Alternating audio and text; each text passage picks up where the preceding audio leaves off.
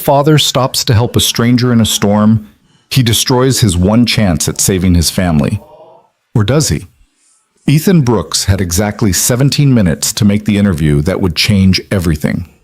But the woman screaming from inside that flooded luxury car didn't know about his empty bank account, his son's worried eyes, or the eviction notice burning a hole in his pocket. Every second he spent digging her car from the mud was another second closer to disaster. He helped her anyway. By the time he realized what it cost him, it was already too late. Stay with me until the end, hit that like button, and comment what city you're watching from. I want to see how far this story travels. The rain hit Ethan Brooks' windshield like gravel thrown by an angry god. Each impact a small violence that made the world beyond his cracked wipers nearly impossible to see. He leaned forward, knuckles white on the steering wheel of his 15-year-old Honda, squinting through the downpour at the narrow back road that cut through the forgotten industrial outskirts of the city. 7:43 in the morning, 17 minutes until the interview started. 17 minutes to cross 12 miles of flooded roads, navigate morning traffic, find parking, and walk into the glass tower downtown where Hartwell Industries kept its executive offices. 17 minutes to smile, shake hands, and convince someone, anyone, that a 34-year-old single father with a community college degree and a 7-year gap in his resume deserved a second chance. His hands were shaking, not from the cold, the heater in his car had died 2 winters ago, but from the electric terror of hope. Real hope, the kind that hurt. "Dad?" The voice was small, uncertain, coming from the back seat. Ethan glanced in the rear-view mirror.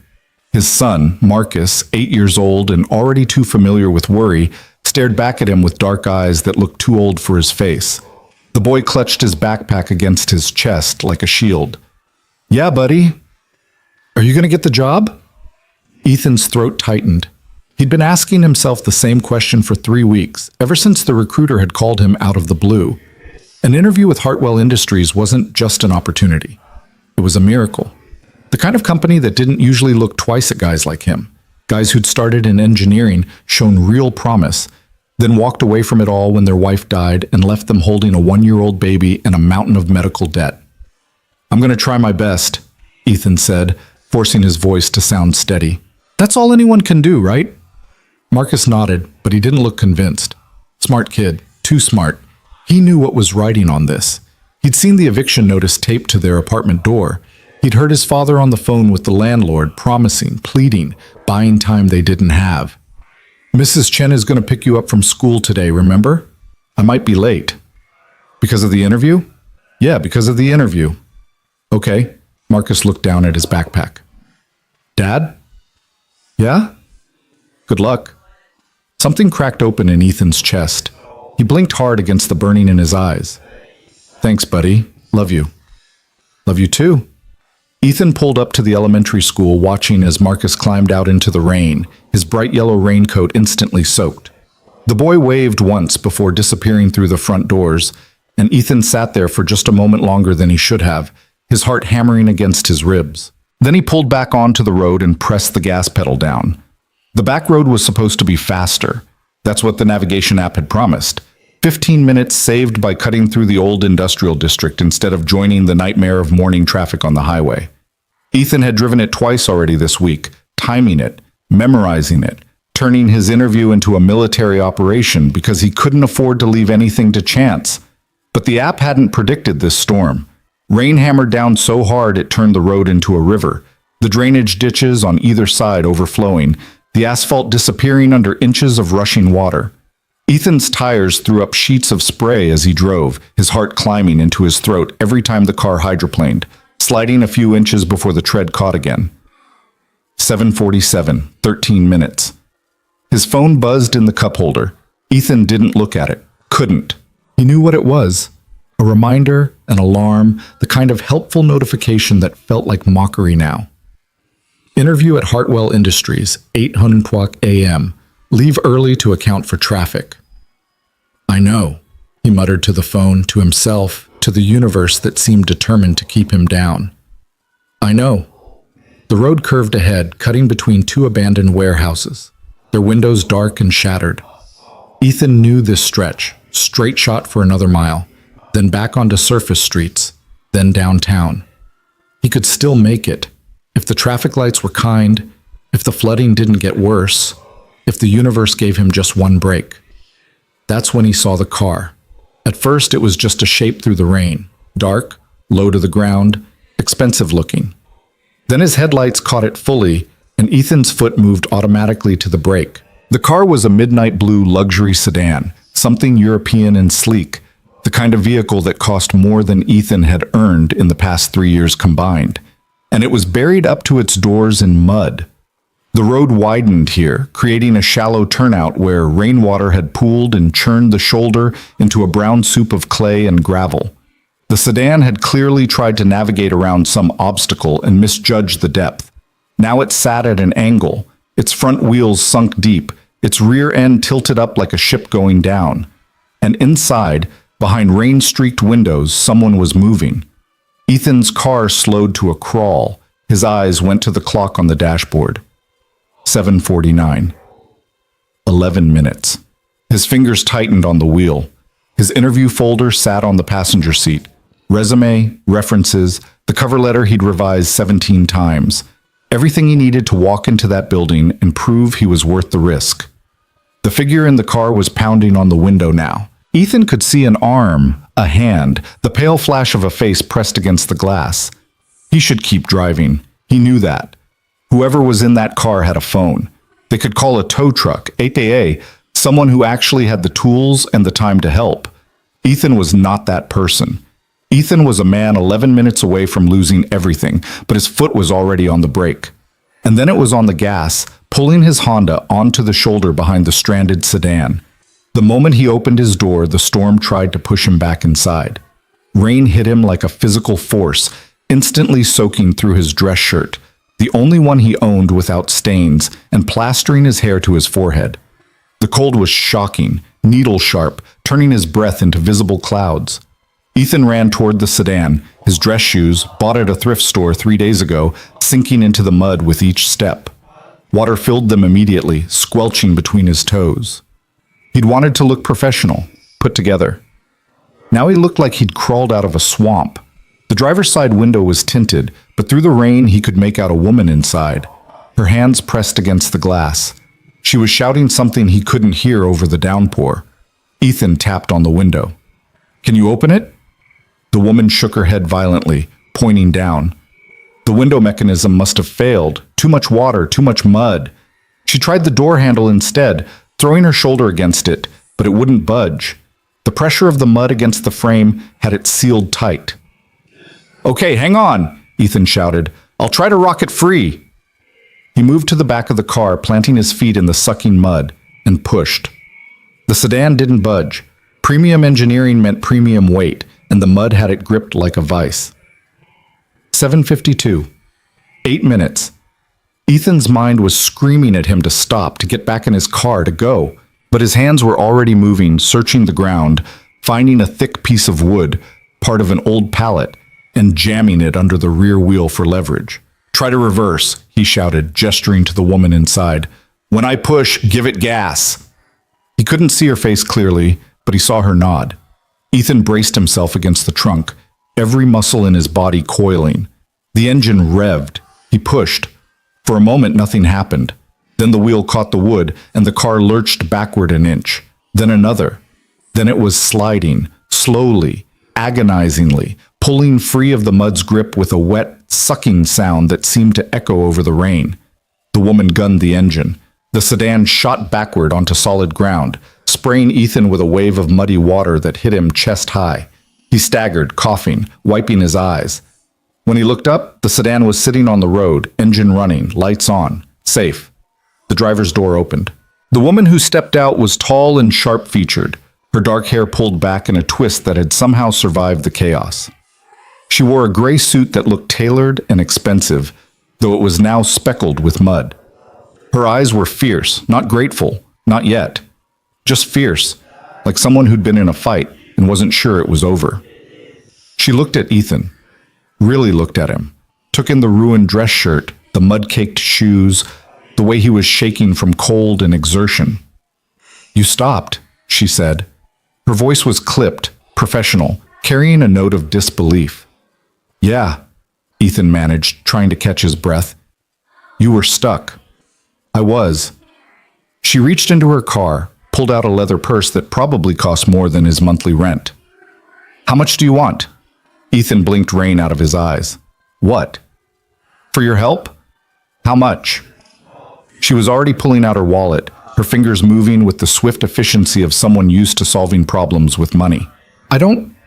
Ethan shook his head. I don't want anything. I just wanted to make sure you were okay. The woman paused, her hand still on her wallet. She stared at him like he'd spoken a foreign language. You don't want money. No, ma'am, I just...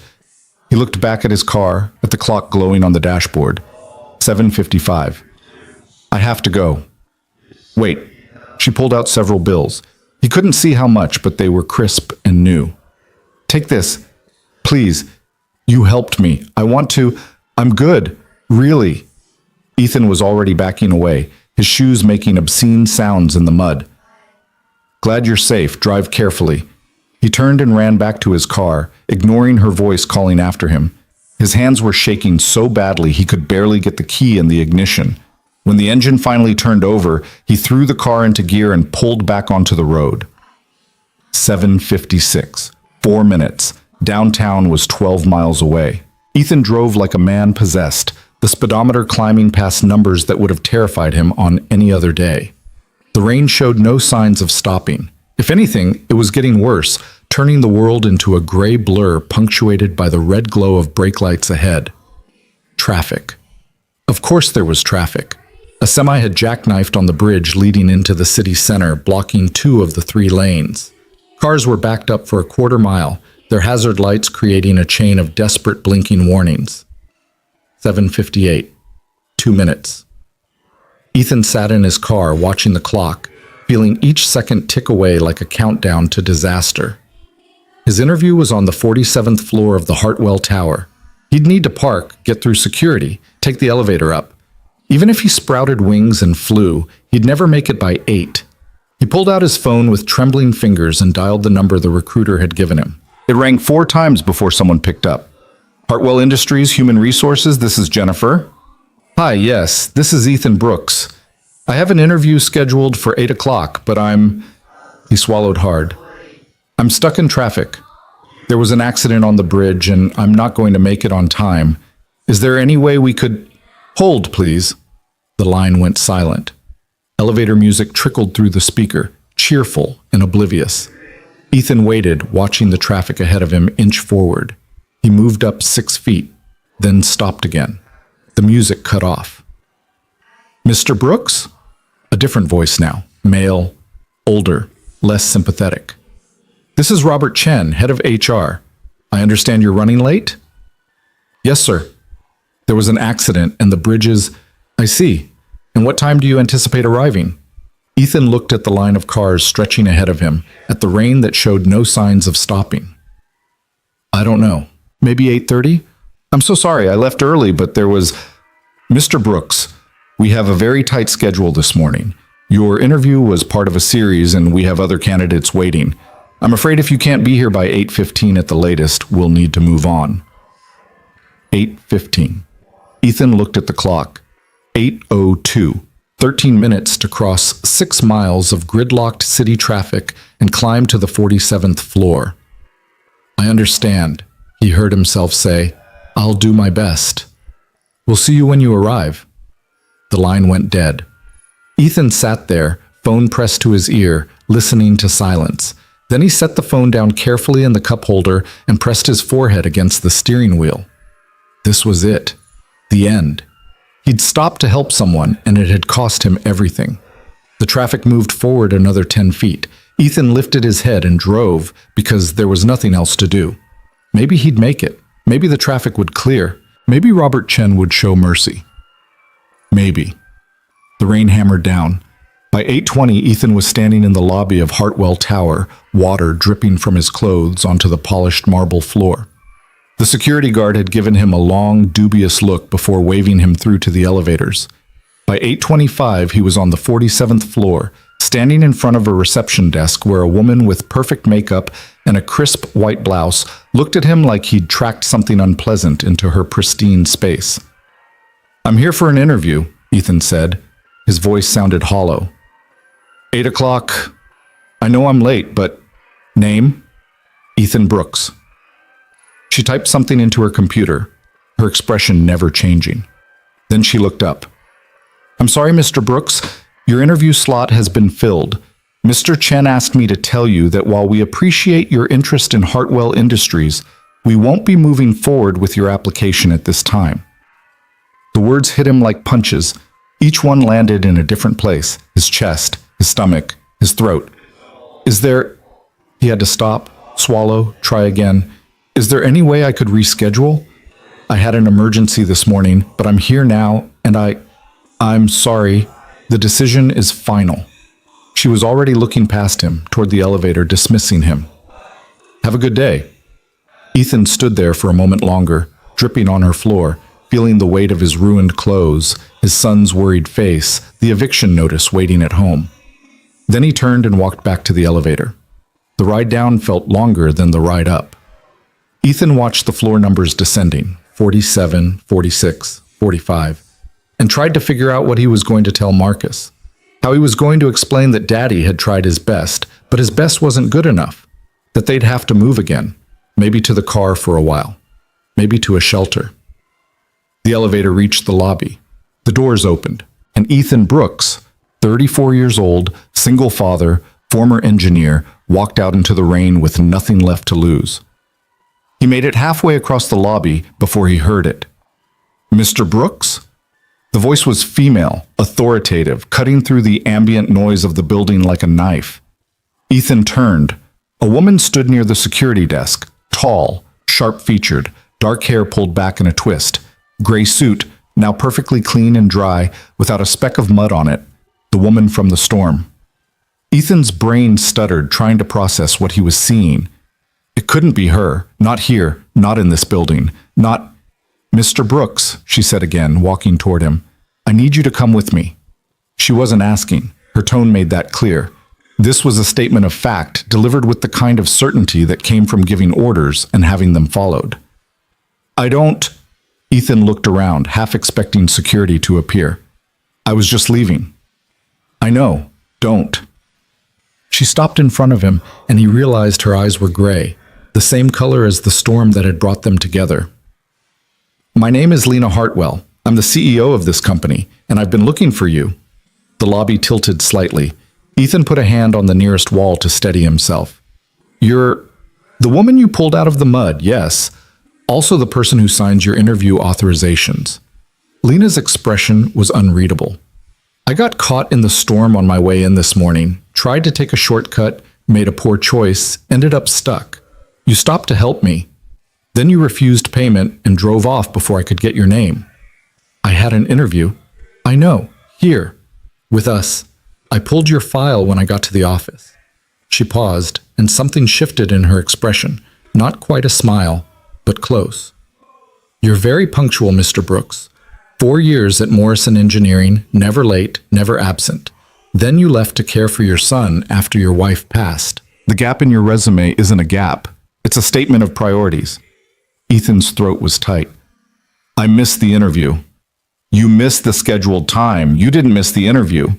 Lena gestured toward the elevator. "Come with me, now." "I don't understand. You don't have to. You just have to trust me for the next hour. Can you do that?" Ethan looked at her, really looked at her, saw the woman who'd been terrified in that car, pounding on the window, desperate for help. Saw the CEO who commanded this entire building, who could destroy his chances with a word or save them with another. "Yes," he said. "Good." Lena turned toward the elevator, already moving. "We're going to the executive floor. You're wet and muddy, and you look like you've had the worst morning of your life. None of that matters. What matters is whether you can do what I'm about to ask you to do." They stepped into the elevator. Lena pressed a button marked 52, higher than Ethan had been before, higher than he'd imagined going. "What are you going to ask me to do?" he said quietly. The elevator began to rise. Lena looked at him, and her expression was sharp as glass. Prove, she said, that the man I met in the storm is the man I need in this building. The doors opened onto chaos. The 52nd floor was all glass and steel, an open workspace dotted with conference rooms and executive offices. And every single person Ethan could see was in motion, phones pressed to ears, laptops open, faces tight with stress. Lena stepped out of the elevator like she was stepping onto a battlefield. Ethan followed, acutely aware of his muddy shoes leaving prints on the pristine floor. A man in an expensive suit intercepted them immediately. He was silver-haired, sharp-eyed, and radiated the kind of authority that came from decades in power. "Lena, thank God. We've been trying to reach you for the last 30 minutes. The Meridian system is down. Completely down. We're losing transactions by the second, and nobody can—" He stopped, finally noticing Ethan. "Who's this?" "Someone who's going to help," Lena said. "Ethan Brooks. Meet Richard Vance, our CFO. Richard, I need you to brief him on the Meridian situation. Everything. Now." Richard stared at her like she'd lost her mind. "Lena, with all due respect, we don't have time for—" "Make time. Brief him, then step back and let him work." Lena's voice was steel wrapped in silk. "That's not a request, Richard." For a moment, the CFO looked like he might argue. Then he glanced at Lena's expression and apparently thought better of it. "Fine. This way." He gestured toward a conference room, already turning away. "But I don't know what you think he's going to—" "Just brief him," Lena said. Then, to Ethan, "You have 1 hour, maybe less. Show me what you can do." She walked away, her heels clicking on the floor, leaving Ethan standing there with a CFO who clearly thought this was a waste of time and a building full of people on the edge of panic. Richard Vance opened the conference room door. Inside, 3 other people sat around a table covered in laptops and papers. A young woman with red hair, an older man in shirt sleeves, and someone who looked barely out of college, their face pale with stress. "Everyone, this is—" Richard paused, realizing he didn't actually know who Ethan was. "Ethan Brooks," Ethan supplied. "Right, Ethan Brooks. Lena wants him briefed on Meridian." Richard's tone made it clear what he thought of that idea. "Make it quick. Sarah, you start." The red-haired woman, Sarah, looked up from her laptop. "Okay, the Meridian platform is our proprietary trading system. It handles all our automated transactions, stocks, bonds, futures, everything. At any given moment, we have approximately $200 million in active trades running through it." "Had," the older man corrected grimly. "We had 200 million. Right now, we have nothing. System crashed at 7:45 this morning. We've been locked out ever since." Ethan felt something click in his mind, the same sensation he used to get at Morrison Engineering when a problem would suddenly come into focus. "Locked out how?" The young one, barely out of college, spoke up. "Authentication failure. The system won't accept any of our admin credentials. It's like it doesn't recognize us anymore. We've tried every backup protocol, every override, everything in the manual. Nothing works." "And the trades?" Ethan asked. "Frozen mid-transaction," Sarah said. "Which means we're hemorrhaging money. Every minute that system is down, we're losing approximately $50,000 in missed opportunities and penalty fees." Richard checked his watch. "It's been down for 43 minutes. You do the math. $2 million, gone, and climbing." Ethan pulled out a chair and sat down. "Show me what you're seeing." For the next 10 minutes, they walked him through it. System logs, error messages, authentication protocols. Ethan listened, asked questions, and felt his mind working through the problem the way it used to, finding patterns, seeing connections. "This happened at 7:45 exactly?" he asked. "To the second," the young one confirmed. "And that's when the storm hit hardest?" "I guess. I don't know. I wasn't paying attention to—" They stopped. "Wait, you think the weather caused this?" "No," Ethan said slowly, staring at the error logs. "But I think someone used the weather as cover." The room went quiet. "What are you saying?" Richard demanded. Ethan pointed to a line of code on the screen. "This authentication failure, it's not a system error, it's deliberate. Someone changed the admin credentials from inside the network. They knew exactly when to do it for maximum impact. Right when the storm would keep people from getting to the office.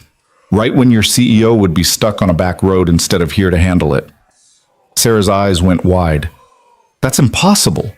Only 5 people have access to change admin credentials, and all of them are... Are all of them here? Ethan asked. Right now, in this building? The 3 of them looked at each other. David's not here, the young one said quietly. David Morse. He's one of our senior system administrators.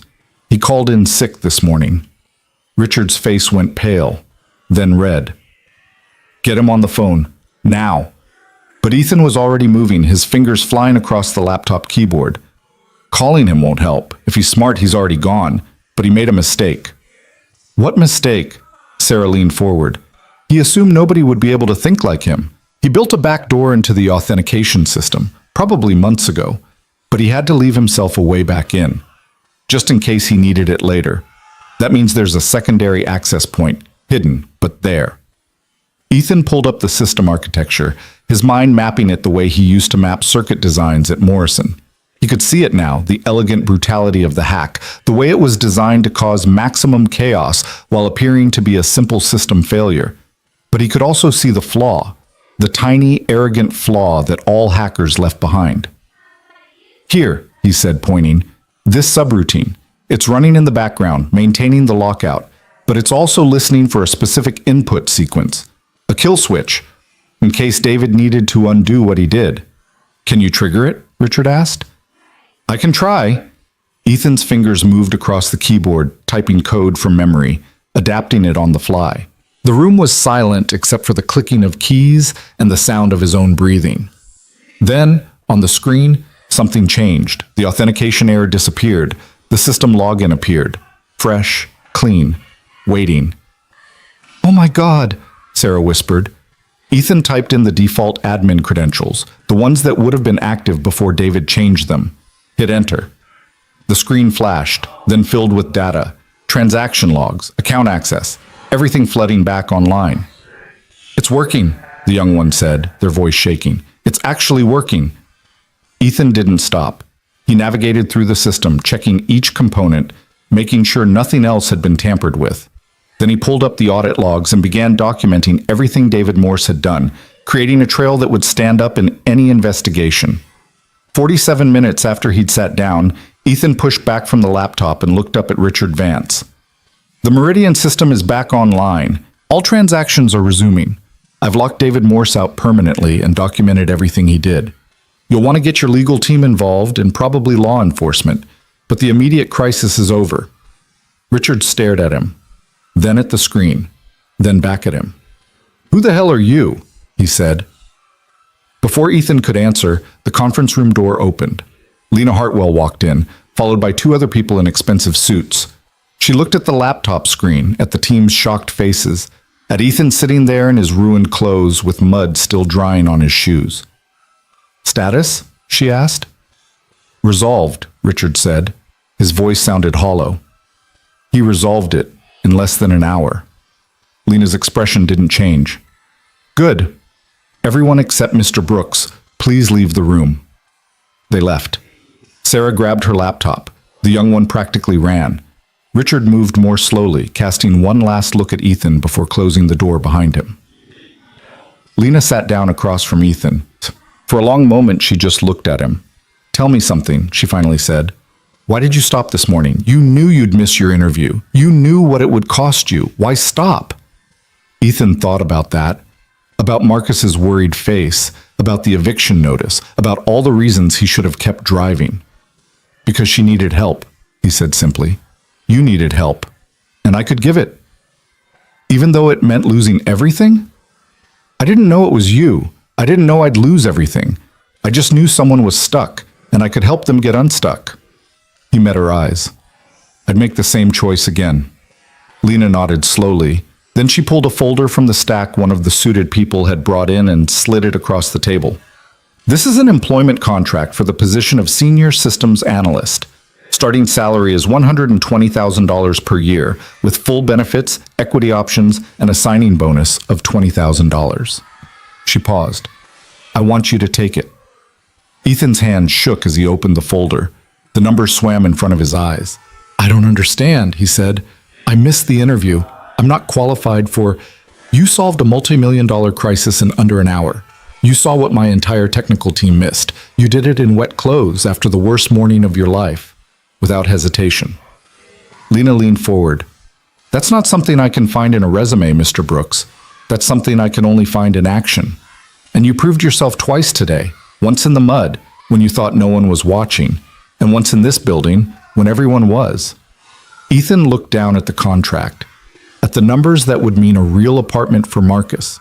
Food on the table, stability, a future. Why me? He asked quietly. Because the world is full of people who know what to do when everything's going right, Lena said. I need people who know what to do when everything's going wrong. People who stop in the storm. People who help, even when it costs them. People who see the problem no one else can see and fix it before it destroys everything. She stood up, extending her hand. You didn't miss your interview, Mr. Brooks. You aced it. Welcome to Hartwell Industries. Ethan stood. His legs felt unsteady. His hand, when he reached out to shake hers, was still trembling. But he shook it. Outside, beyond the glass walls of the conference room, the storm was beginning to clear. Sunlight broke through the clouds in scattered rays, illuminating the city below in patches of gold. Ethan thought about Marcus, waiting at school, about the eviction notice he'd be able to tear up tonight, about the choice he'd made in the rain, the choice that had cost him everything and given him everything back. Thank you, he said, his voice cracked on the words. Lena smiled, a real smile, warm and genuine. Thank me by being as good as I think you are. Deal. Deal. She released his hand and moved toward the door, stopped, turned back. One more thing, Mr. Brooks. That senior administrator, David Morse, he'll face charges, probably jail time. But what he did? Locking us out of our own system? That was impressive in its own sick way. He knew our weaknesses, exploited them perfectly. Yes, ma'am. So from now on, you're also in charge of making sure it never happens again. I want you to think like him. Find every hole in our security before someone else does. Can you do that? Ethan thought about the code he'd seen, the elegant brutality of the hack, about all the other systems in this building, all the other ways they might be vulnerable. Yes, he said. I can do that. Good. Lena opened the door. HR will get you set up. You start Monday. Don't be late. She left, and Ethan stood there alone in the conference room, holding a contract that weighed almost nothing and meant absolutely everything. His phone buzzed. A text from Mrs. Chen. Picked up Marcus from school. He asked if you got the job. What should I tell him? Ethan looked out at the city, at the clearing storm, at the future spreading out before him like sunlight through clouds. He typed back, tell him yes. The weekend passed in a blur of disbelief and preparation. Ethan stood in his apartment Saturday morning, staring at the eviction notice still taped to his door, and carefully peeled it off. The adhesive left a mark on the wood, a ghost of how close they'd come to losing everything. He folded the notice once, twice, then dropped it in the trash can with a satisfaction so profound it made his hands shake. Marcus watched from the doorway of their shared bedroom, his small face cautious with hope. So we're staying? The boy asked. We're staying, Ethan confirmed. He crossed the tiny living room and knelt down to meet his son's eyes. And buddy, we're gonna be okay. Better than okay, I promise. Marcus launched himself forward, wrapping thin arms around Ethan's neck with a force that nearly knocked them both over. Ethan held on tight, breathing in the smell of his son's shampoo, feeling the weight of responsibility and love pressing down on his shoulders in the best possible way. Can we get pizza tonight? Marcus asked, his voice muffled against Ethan's shoulder. Ethan laughed, the sound strange and rusty from disuse. Yeah, we can get pizza. They ordered from the good place, the one with the real mozzarella instead of the cheap substitute. Marcus ate 3 slices and fell asleep on the couch with grease on his chin and a smile on his face. Ethan covered him with a blanket and sat there in the dark, watching his son breathe, letting himself believe that the nightmare might actually be over. Sunday, he used part of the signing bonus to buy new clothes. Real professional clothes from an actual store instead of the thrift shop. The woman who helped him was young and enthusiastic, pulling shirts and ties and slacks with an energy that made him feel ancient at 34. First day at a new job? She asked, holding up a navy tie against a crisp white shirt. Yeah, big opportunity. Well, you're going to look amazing, trust me. She smiled at him, and Ethan realized with a start that she was flirting. When was the last time someone had flirted with him?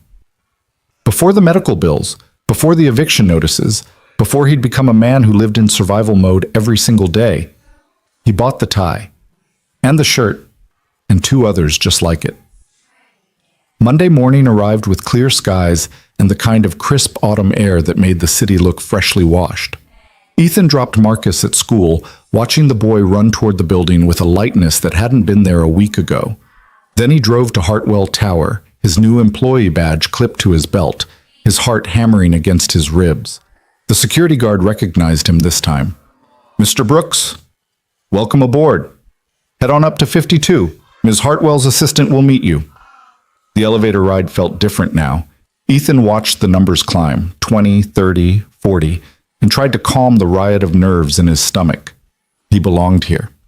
Lena Hartwell had said so herself. He'd earned this. The doors opened on 52, and Ethan stepped out into controlled chaos. The panic of Friday was gone, replaced by the normal hum of a high-powered workplace. People moved with purpose. Phones rang. Computer screens glowed with data and charts. A woman in her 50s with silver hair and kind eyes approached him immediately. Mr. Brooks, I'm Patricia Voss, Ms. Hartwell's executive assistant. Welcome to Hartwell Industries. Thank you. Ethan shook her hand, grateful that his wasn't sweating. Ms. Hartwell is in meetings this morning, but she wanted me to get you settled. Your office is this way. Office. The word sent a thrill through him. He'd shared a cubicle at Morrison Engineering, back before Marcus, back when he'd been young and hungry and convinced the world was full of opportunities just waiting for him to grab them. Patricia led him down a corridor lined with glass-walled offices. She stopped at one near the end, opening the door with a flourish. Here we are. Not huge, but the view's decent. Decent was an understatement. The office was small but immaculate, with a desk, a computer, and a window that looked out over the city. Ethan could see the bridge where he'd been stuck in traffic Friday morning, the industrial district where he'd pulled Lena's car from the mud. This is perfect, he said quietly. Patricia smiled. I'll let you get settled. Your computer is already set up with your credentials. Ms. Hartwell has scheduled a meeting with you and the security team at 10 o'clock to discuss your new responsibilities. Any questions before I go? About 1,000, but Ethan just shook his head. I'm good. Thank you. She left, closing the door softly behind her. Ethan stood there alone in his office, in his new clothes, in his new life, and had to put a hand on the desk to steady himself. The morning passed in a whirlwind of introductions and information. The security team consisted of 4 people, 2 network specialists, a cybersecurity expert, and a woman named Jennifer Cho who ran the entire department with quiet competence. They walked Ethan through Hartwell's systems, showing him the architecture, the protocols, the safeguards that had failed to stop David Morse. We've been going over his work history, Jennifer said, pulling up files on her laptop. Morse was with us for 3 years. Exemplary record, no red flags, no indication he was planning anything like this. There wouldn't be, Ethan said. If he was smart enough to build that back door, he was smart enough to hide his tracks. The question is why he did it. The younger network specialist, a guy named Tommy, who couldn't have been more than 25, spoke up. We found unusual activity in his personal trading account. He made some big bets Friday morning, right before the system went down. Bets that would pay off huge if our stock price tanked. Which it would have, Jennifer said grimly, if we hadn't gotten Meridian back online. He was trying to manipulate the market. Use inside access to create chaos, short our stock, make a fortune. Ethan felt something cold settle in his stomach. How much would he have made? If it had worked, probably $3 million, maybe more. $3 million. Enough to disappear. Start over. Live like a king in a country without extradition treaties. Where is he now? Ethan asked. FBI picked him up Saturday night. He'd booked a flight to Singapore for Monday morning. Probably figured he had the weekend to get away clean. Jennifer closed her laptop. He didn't count on you fixing his hack in under an hour. The meeting wrapped up at 11:30. Ethan returned to his office, his mind spinning with everything he'd learned. The systems, the vulnerabilities, the sheer amount of money flowing through Hartwell's networks every single day. It was exhilarating and terrifying in equal measure. His phone buzzed. A text from an unknown number. Conference room B. Now. LH. Ethan grabbed his laptop and headed down the corridor. Conference room B was smaller than the one where he'd fixed the Meridian crisis, with a round table and chairs for 6. Lena was already there, along with Richard Vance and 2 other people Ethan didn't recognize, a man in his 40s with sharp features and a woman who looked like she'd stepped out of a fashion magazine. Mr. Brooks? Good. Sit. Lena gestured to an empty chair. This is Marcus Winters, our head of operations, and Diana Chen, chief legal counsel. We need to discuss what happened Friday and what we're doing to prevent it from happening again. Ethan sat, acutely aware that he was the newest, youngest person in the room by far. I've reviewed your preliminary security report, Marcus Winters said, looking at Ethan with an expression that wasn't quite hostile but wasn't friendly either. You've identified 17 potential vulnerabilities in our current systems. 17 that I found in the first 3 hours, Ethan corrected. I'd need more time to do a comprehensive audit, but yes, there are significant gaps in your security protocols. Richard Vance leaned forward. Such as? Such as the fact that your admin credentials haven't been rotated in 8 months. Such as the fact that 3 of your senior staff use the same password for multiple systems. Such as the fact that your backup authentication system is running on software that's 2 versions out of date. Ethan pulled up his laptop, showing them the list he'd compiled. David Morse exploited 1 vulnerability, but there are at least 16 others that someone with his skill level could use. The room was quiet. Diana Chen, the lawyer, broke the silence. And you can fix these? I can, but it's going to require some changes, new protocols, mandatory security training for anyone with system access, regular audits, and you'll need to give me authority to override department heads if I find a critical vulnerability they don't want to address. Marcus Winters' expression hardened. You've been here less than a day, and you're asking for authority over people who've been with this company for years?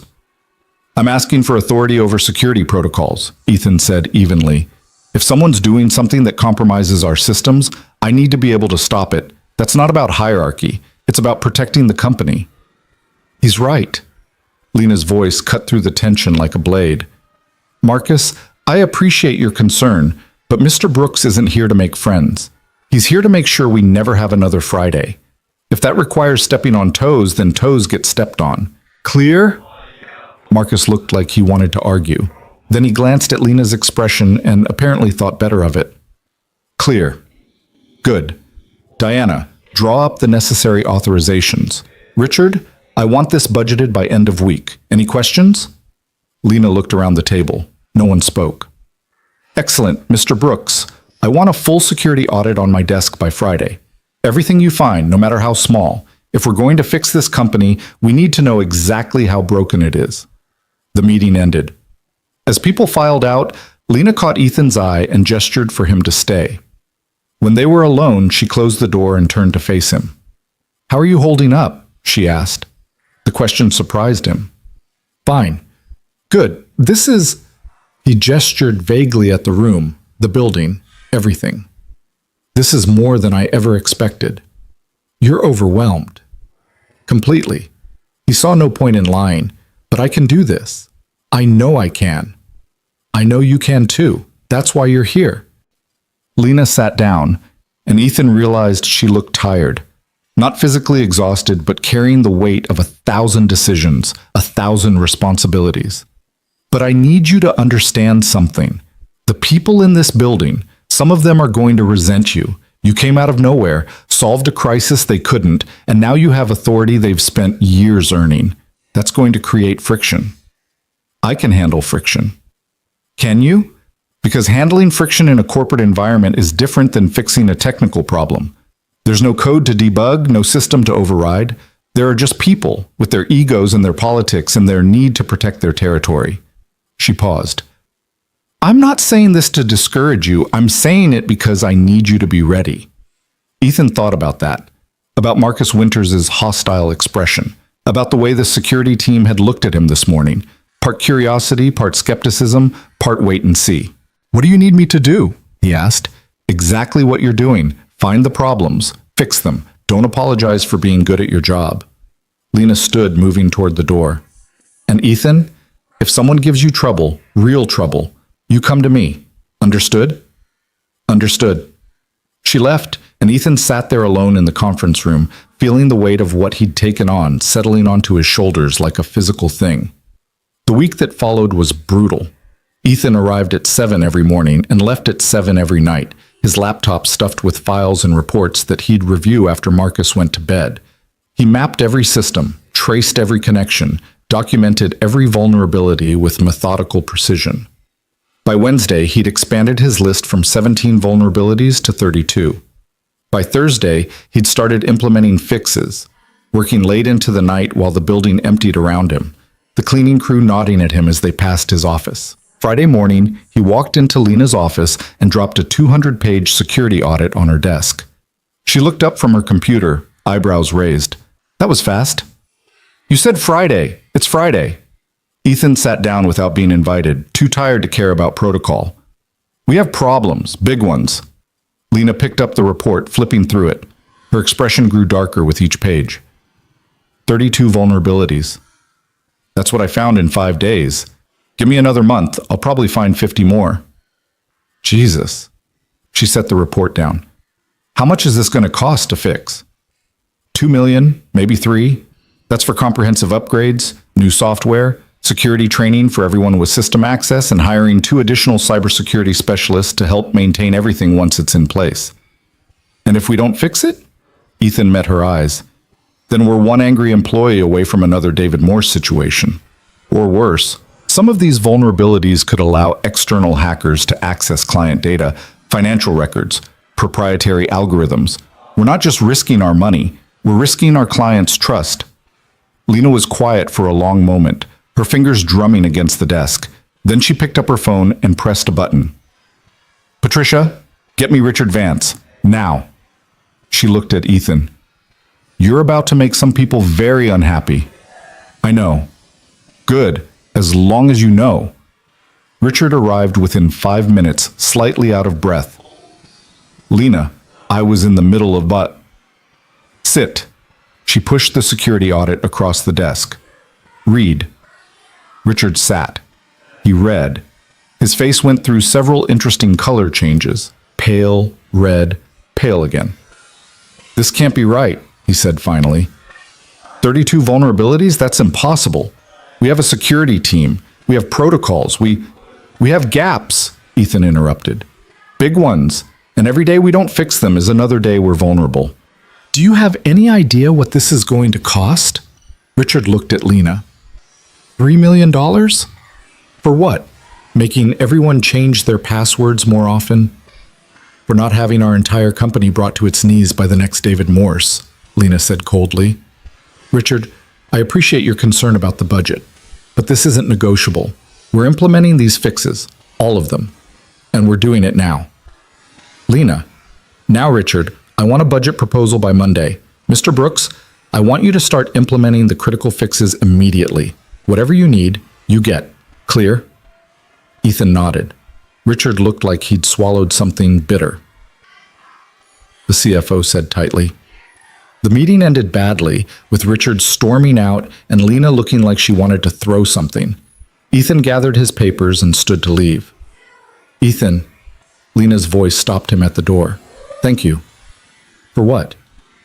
For telling me the truth, even when it's expensive. That's rarer than you'd think in this building.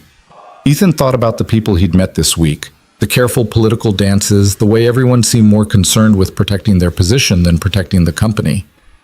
You hired me to find problems, he said. I'm just doing my job. Keep doing it exactly like that. He left her office and headed back to his own, his mind already working through the implementation schedule.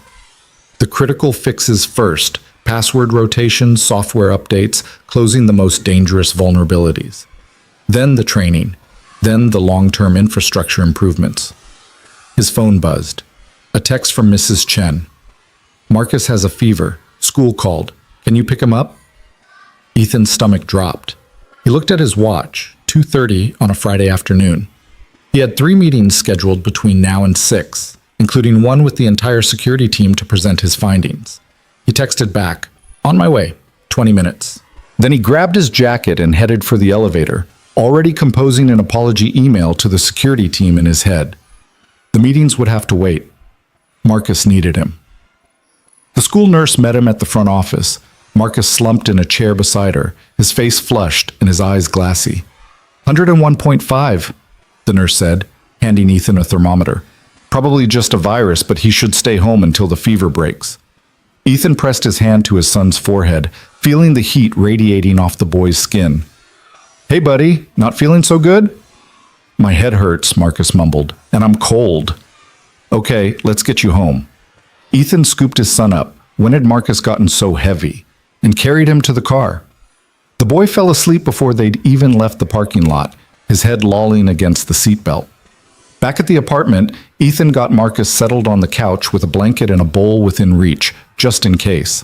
Then he sat down at their tiny kitchen table and opened his laptop, trying to salvage what was left of his workday. His phone rang. Patricia Voss. "Mr. Brooks, we had to reschedule your security team meeting. Ms. Hartwell wanted me to check if everything's all right." "My son's sick. I had to pick him up from school." Ethan looked over at Marcus, who was sleeping fitfully, the blanket pulled up to his chin. "I'm sorry about the meeting. I can do it Monday morning if—" "Don't apologize. Family comes first. Ms. Hartwell was very clear about that when we hired you." Patricia's voice was warm, reassuring. "We'll reschedule for Monday at 9. Take care of your son." She hung up before Ethan could respond. He sat there, staring at his phone, feeling something loosen in his chest. At Morrison Engineering, leaving early for a sick kid would have earned him a lecture about commitment and team players. Here, it was just understood. Maybe this place really was different. Marcus woke up around 6, feverish and asking for water. Ethan brought him a glass and some children's ibuprofen, watching as the boy swallowed the medicine with a grimace. "Dad?" "Yeah, buddy." "Are you going to lose your job?" The question hit Ethan like a punch. "What? No, why would you think that?" "Because you left work. To get me." Marcus's eyes were too bright, fever-shiny, and worried. "What if they get mad?" Ethan sat down on the edge of the couch, pulling his son close. "They're not going to get mad. My boss said family comes first. That means when you need me, I come. Always. Understand?" Marcus nodded against his chest. "I'm sorry I got sick." "Hey, don't be sorry. You can't help being sick. And I'd rather be here taking care of you than anywhere else in the world, okay?" "Okay." They ordered soup from the Chinese place down the street. 1 ton for Marcus, hot and sour for Ethan. Marcus managed half the bowl before falling asleep again, his fever finally starting to break. Ethan worked on his laptop until midnight, updating protocols and writing implementation plans, one eye on his son the whole time. By the time he finally closed the computer and stretched out on the floor beside the couch, close enough to hear if Marcus needed him, his back ached and his eyes burned. But Marcus was breathing easier. The fever was down. They were both safe and warm and together. Everything else could wait until Monday. The weekend passed in a blur of fever management and cartoons. By Sunday afternoon, Marcus was well enough to complain about being bored, which Ethan took as a good sign. They spent the evening playing cards and watching a movie. Marcus wrapped in his blanket like a burrito, Ethan fielding work emails on his phone while trying not to let his son see how many there were. Monday morning arrived cold and clear. Ethan dropped a fully recovered Marcus at school, listening to the boy chatter excitedly about a science project, then headed to Hartwell Tower with his security presentation loaded on his laptop and determination settling over him like armor. The security team meeting went better than expected. Jennifer Cho listened to his presentation with sharp attention, asking pointed questions but nodding agreement at his conclusions. Tommy and the other network specialists took notes, occasionally interjecting with technical questions that showed they actually understood what Ethan was proposing. It was Marcus Winters who caused the explosion. He showed up 15 minutes into the meeting, uninvited, and stood at the back of the conference room with his arms crossed. "So let me get this straight," he said when Ethan finished presenting. "You want to force every employee in this company, including executives, to change their passwords every 30 days, implement two-factor authentication on all systems, and submit to quarterly security training? That's correct, Ethan said evenly. Do you have any idea how much productivity that's going to cost?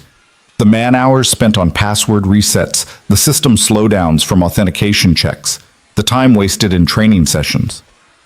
Less than the productivity we'd lose if we get hacked again. David Morse cost us $2 million in 43 minutes. I'm trying to prevent that from happening again. By treating everyone like they're potential criminals? Marcus's voice rose. By assuming our people can't be trusted? By assuming our systems have vulnerabilities, which they do. I documented them. Ethan pulled up his report. Every single one of these gaps represents a potential entry point for someone with malicious intent. We can either fix them now, proactively, or we can wait until someone exploits them and fix them in crisis mode. Your choice. It's not your choice to make, Marcus snapped. You've been here a week, 1 week, and you're trying to restructure our entire security infrastructure based on what? Your gut feeling? Based on evidence. Ethan's voice stayed calm, but he could feel heat rising in his chest. Based on the fact that I fixed a crisis your entire team couldn't solve. Based on the fact that I found 32 vulnerabilities in 5 days that your security team missed in 3 years. Jennifer Cho cleared her throat. Marcus, with all due respect, Mr. Brooks has a point. We did miss these vulnerabilities, and if he hadn't been here Friday, we'd be dealing with a lawsuit right now instead of a security upgrade. Marcus turned on her. So you're taking his side? I'm taking the side of protecting this company. That's my job. It's your job too, last time I checked. The tension in the room was thick enough to cut. Ethan watched Marcus's face cycle through anger, frustration, and something that looked like wounded pride. Fine, Marcus said finally. Implement your changes. Force everyone to jump through your security hoops.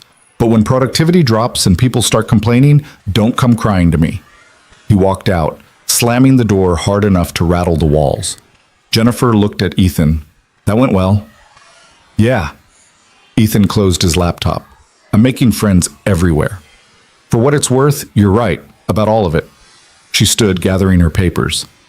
Marcus is just territorial. Give him time to cool off. He'll come around. But as the week progressed, Marcus didn't cool off. If anything, he got worse. He sent emails questioning Ethan's decisions to the entire executive team. He scheduled competing meetings during Ethan's implementation sessions. He found reasons to delay budget approvals and slow down equipment orders. By Thursday, Ethan was ready to walk into Marcus's office and have it out with him. Instead, he found himself summoned to Lena's office at 4 in the afternoon. She was standing by her window when he arrived, looking out at the city with her arms crossed. Marcus came to see me, she said without turning around. He thinks you're overstepping, causing unnecessary disruption. He suggested I might want to reconsider your role here. Ethan's stomach dropped. And I told him to go to hell. She turned and her expression was fierce. Then I told him that if he undermined you one more time, I'd demote him so fast his head would spin.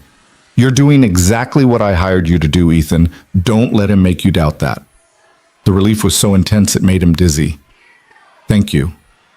Don't thank me, just keep doing your job. She moved back to her desk, picking up a folder. I'm promoting you.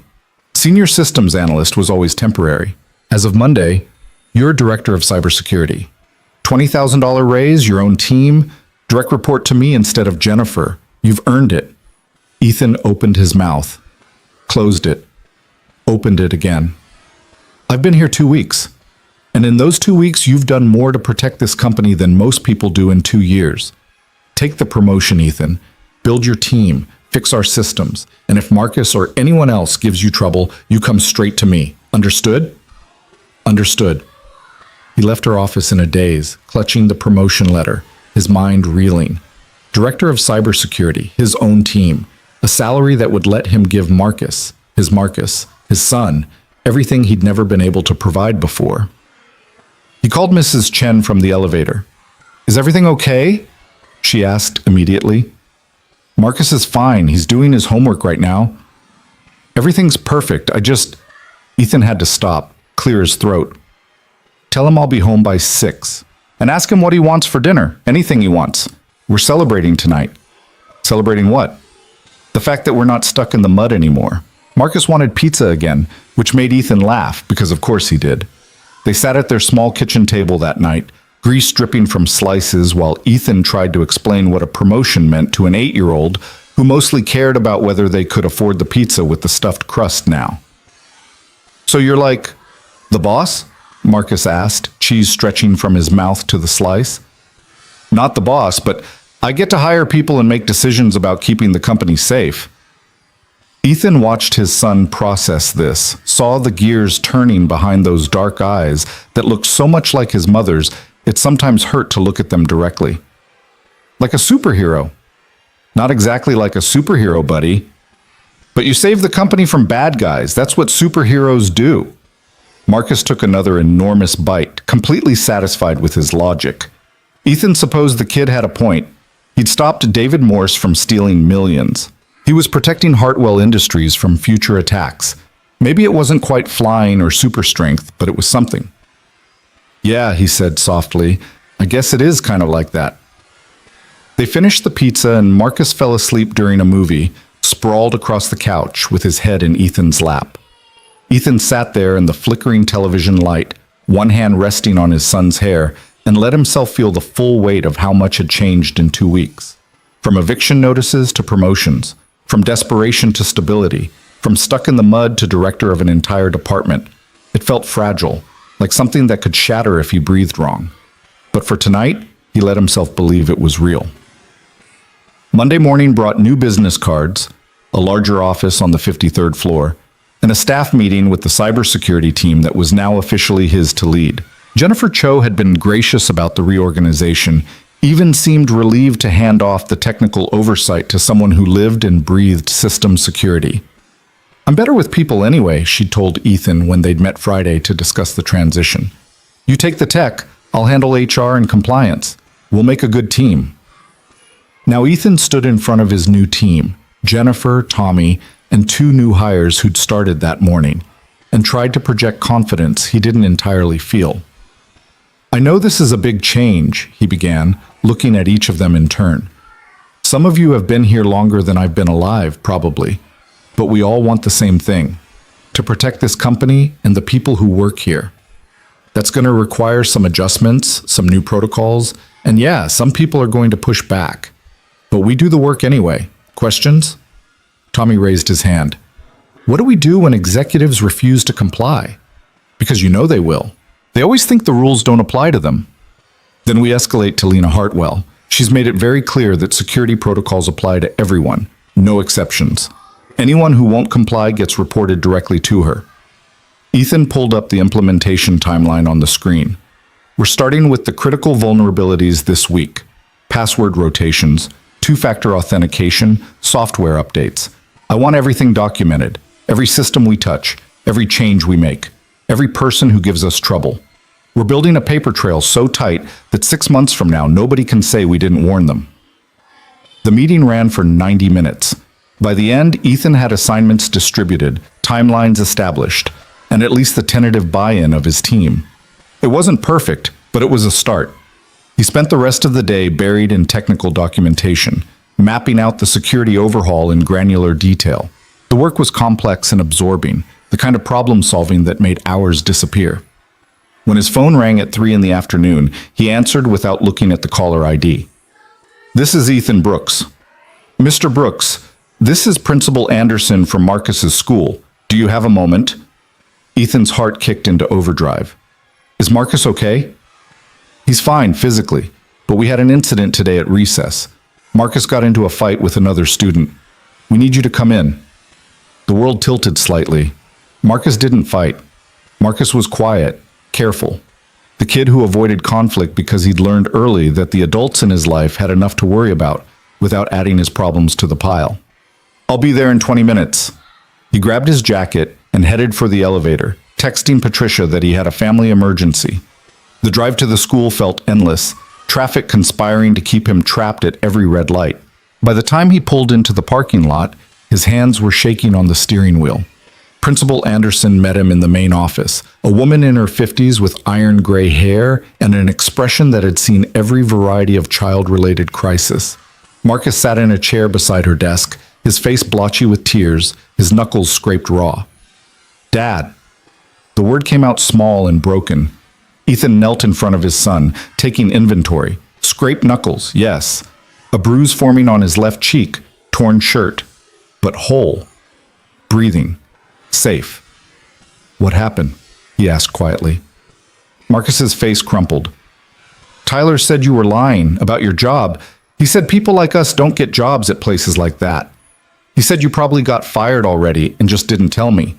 So I pushed him. And then he pushed me back. And then I hit him." The words landed like punches. Ethan closed his eyes briefly, pain and fury warring in his chest. Not at Marcus, at Tyler, at whatever poison that kid had absorbed from his parents, at the world that taught 8-year-olds that some people deserved less than others. "Marcus didn't start the fight," Principal Anderson said, her voice carefully neutral. "But he did escalate it physically.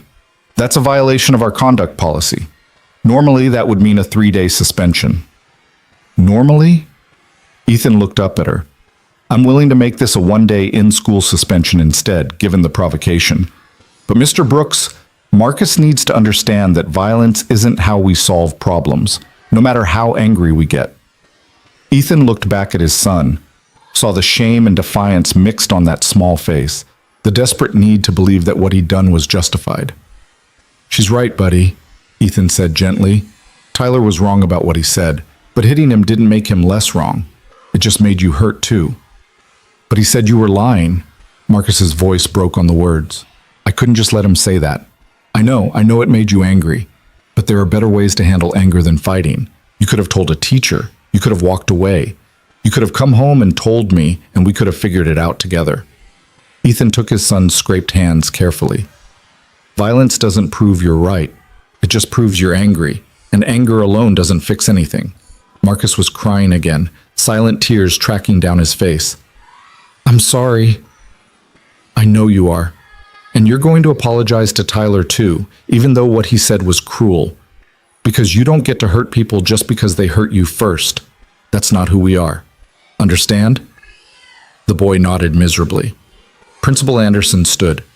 "Marcus, why don't you wait outside my office while I talk to your father?" Marcus left, shoulders hunched, looking smaller than his 8 years. When the door closed behind him, the principal turned to Ethan. "I want you to know that I spoke with Tyler's parents. They were not receptive to hearing that their son had provoked the fight. They seem to believe that Marcus is a bad influence." She paused, choosing her words carefully.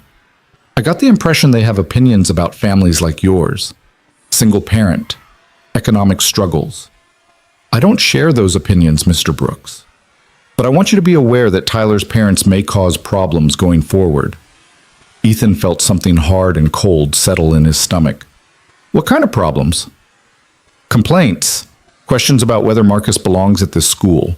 The usual discriminatory nonsense dressed up as concern for their child's safety." She met his eyes directly. "I'll handle them. But you should know it's coming. Marcus does belong here. He's a good kid, smart, kind. He made one mistake." "I know. I've taught long enough to recognize the difference between a troubled child and a good child having a bad day. Marcus is the latter, but his parents are going to use this to push their narrative, and I wanted you to be prepared." Ethan drove Marcus home in silence, the boy staring out the window with his backpack clutched to his chest. When they got to the apartment, Marcus went straight to his room and closed the door. Ethan stood in the hallway outside, listening to the sound of muffled crying, warring with the urge to go in and fix it, and the knowledge that sometimes kids needed to sit with their feelings. He gave Marcus 30 minutes, then knocked gently on the door. "Can I come in?" A sniff. "Yeah." Marcus was lying on his bed, face down, the picture of misery. Ethan sat down on the edge of the mattress. "You want to talk about it? Are people always going to think we're not good enough?" The question hit Ethan like a freight train. He'd spent the last 2 weeks in a bubble, believing that the promotion meant they'd escape that narrative, that working at Hartwell Industries meant they were finally on solid ground. But Tyler's words had shattered that illusion, reminded him that success didn't automatically erase people's prejudices. "Some people will," he said honestly. "Some people look at us and make assumptions based on where we came from instead of where we're going. Those people are wrong, but they exist. Then why shouldn't I fight them?" because fighting them just reinforces what they already believe, that we're not good enough, that we don't belong. Ethan touched his son's shoulder gently. The best way to prove them wrong is to be so good they can't ignore you, to work so hard and be so kind and so smart that their assumptions look stupid. That's how you win, not with your fists, with who you are. Marcus rolled over, looking up at his father with red-rimmed eyes. Is that what you do at your job? Every single day. There are people at Hartwell who think I don't belong there, who think I got lucky, or that I'm in over my head. So I work harder than everyone else. I prove myself every single day, and slowly they're starting to see that I'm not just good enough. I'm exactly where I'm supposed to be. What if I can't be that good? You're already that good, buddy. You're smart and brave and you have a good heart. Those things matter more than where you live or how much money we have. You just have to believe it. Can you do that? Marcus nodded slowly. I'll try. That's all I'm asking. Ethan stood, ruffling his son's hair. Now come on, let's make dinner. And tomorrow you're going to apologize to Tyler, serve your in-school suspension, and then you're going to show that school exactly who Marcus Brooks is. Deal? Deal. They made spaghetti together, Marcus carefully measuring ingredients while Ethan chopped vegetables. It was mundane and normal, and exactly what they both needed. By the time they sat down to eat, some of the tension had drained from the boys' shoulders, replaced by cautious optimism. That night, after Marcus was asleep, Ethan sat at the kitchen table with his laptop and sent an email to Principal Anderson, thanking her for her handling of the situation and confirming that Marcus would complete his apology and suspension with grace. Then he opened a new message and stared at the blank screen for a long time before typing. The email went to Lena Hartwell. The subject line read, "Personal matter, request for advice." He explained the situation carefully, clinically, trying to keep emotion out of it. His son had been bullied, had responded with violence, was facing pushback from parents who thought he didn't belong. Ethan wasn't asking for special treatment, just wondering if she'd ever dealt with similar situations and had any wisdom to share. He sent it before he could second-guess himself, then closed his laptop and went to bed. The response came at 6 the next morning while Ethan was making coffee and trying to convince Marcus to eat something before school. I dealt with similar situations my entire childhood, Lena had written. My father was a janitor. My mother cleaned houses. I went to school with kids whose parents were doctors and lawyers and CEOs. They made sure I knew I didn't belong, so I made sure I outworked every single one of them.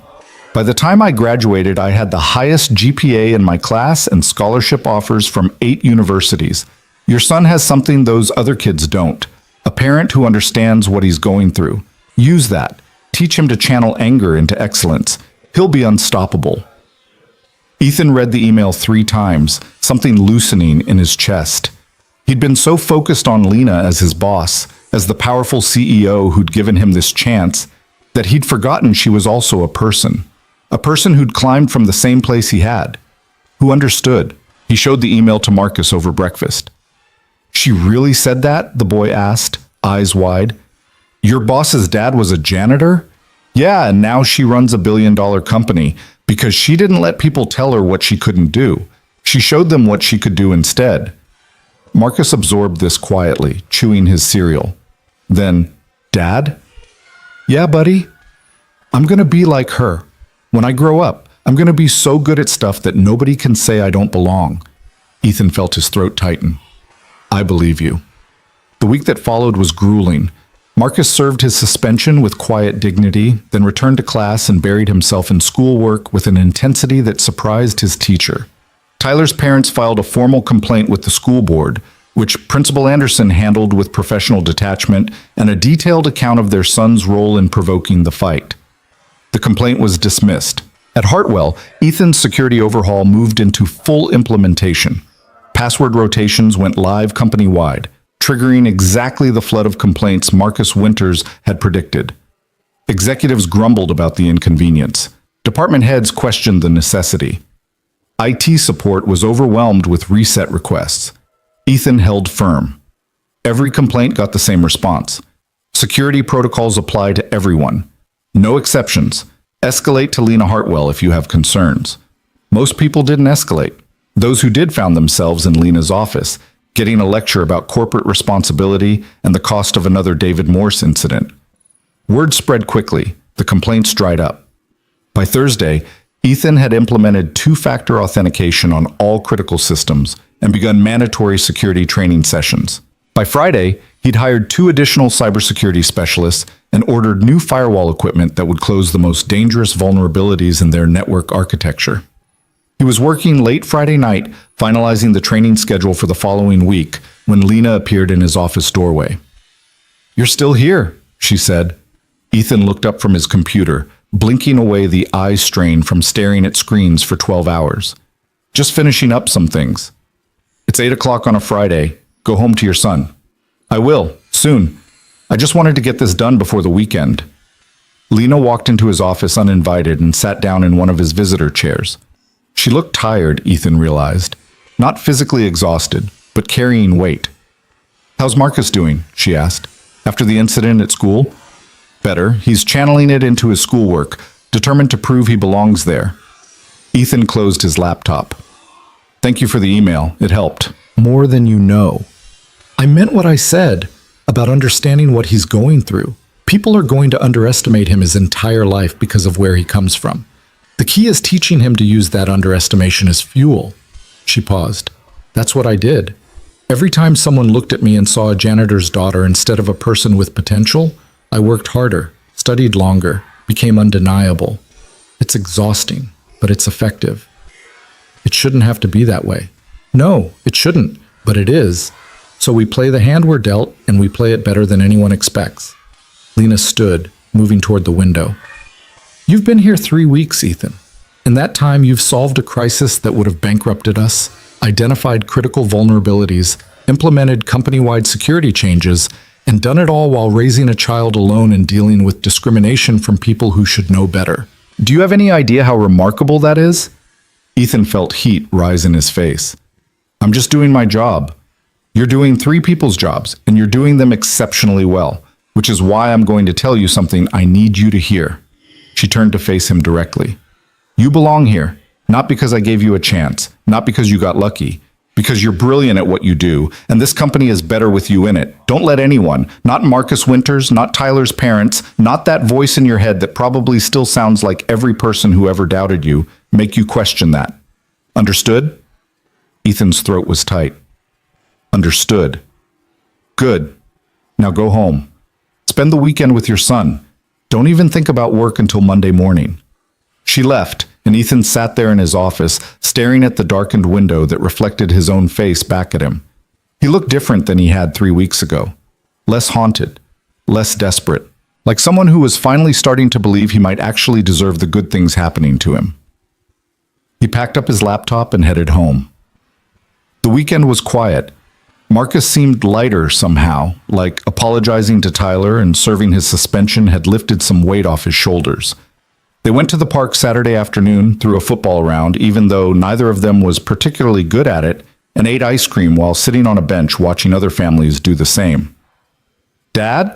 Marcus said, chocolate ice cream smeared across his chin. "Thanks for not being mad at me about the fight."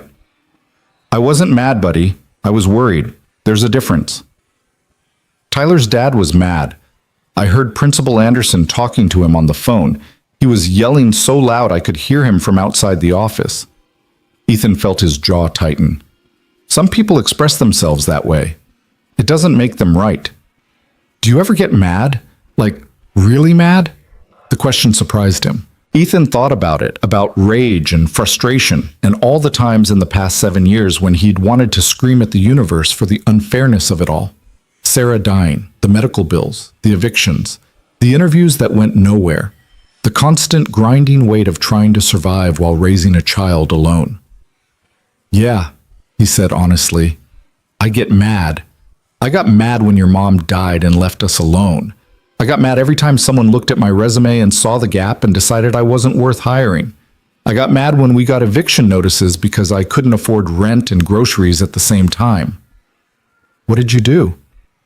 "I let myself feel it, but I didn't let it make me mean. I didn't let it turn me into someone who hurt other people just because I was hurting. I used it to keep going, to keep trying, to keep believing that things could get better." He looked down at his son. Anger is just energy, Marcus. It's what you do with that energy that matters.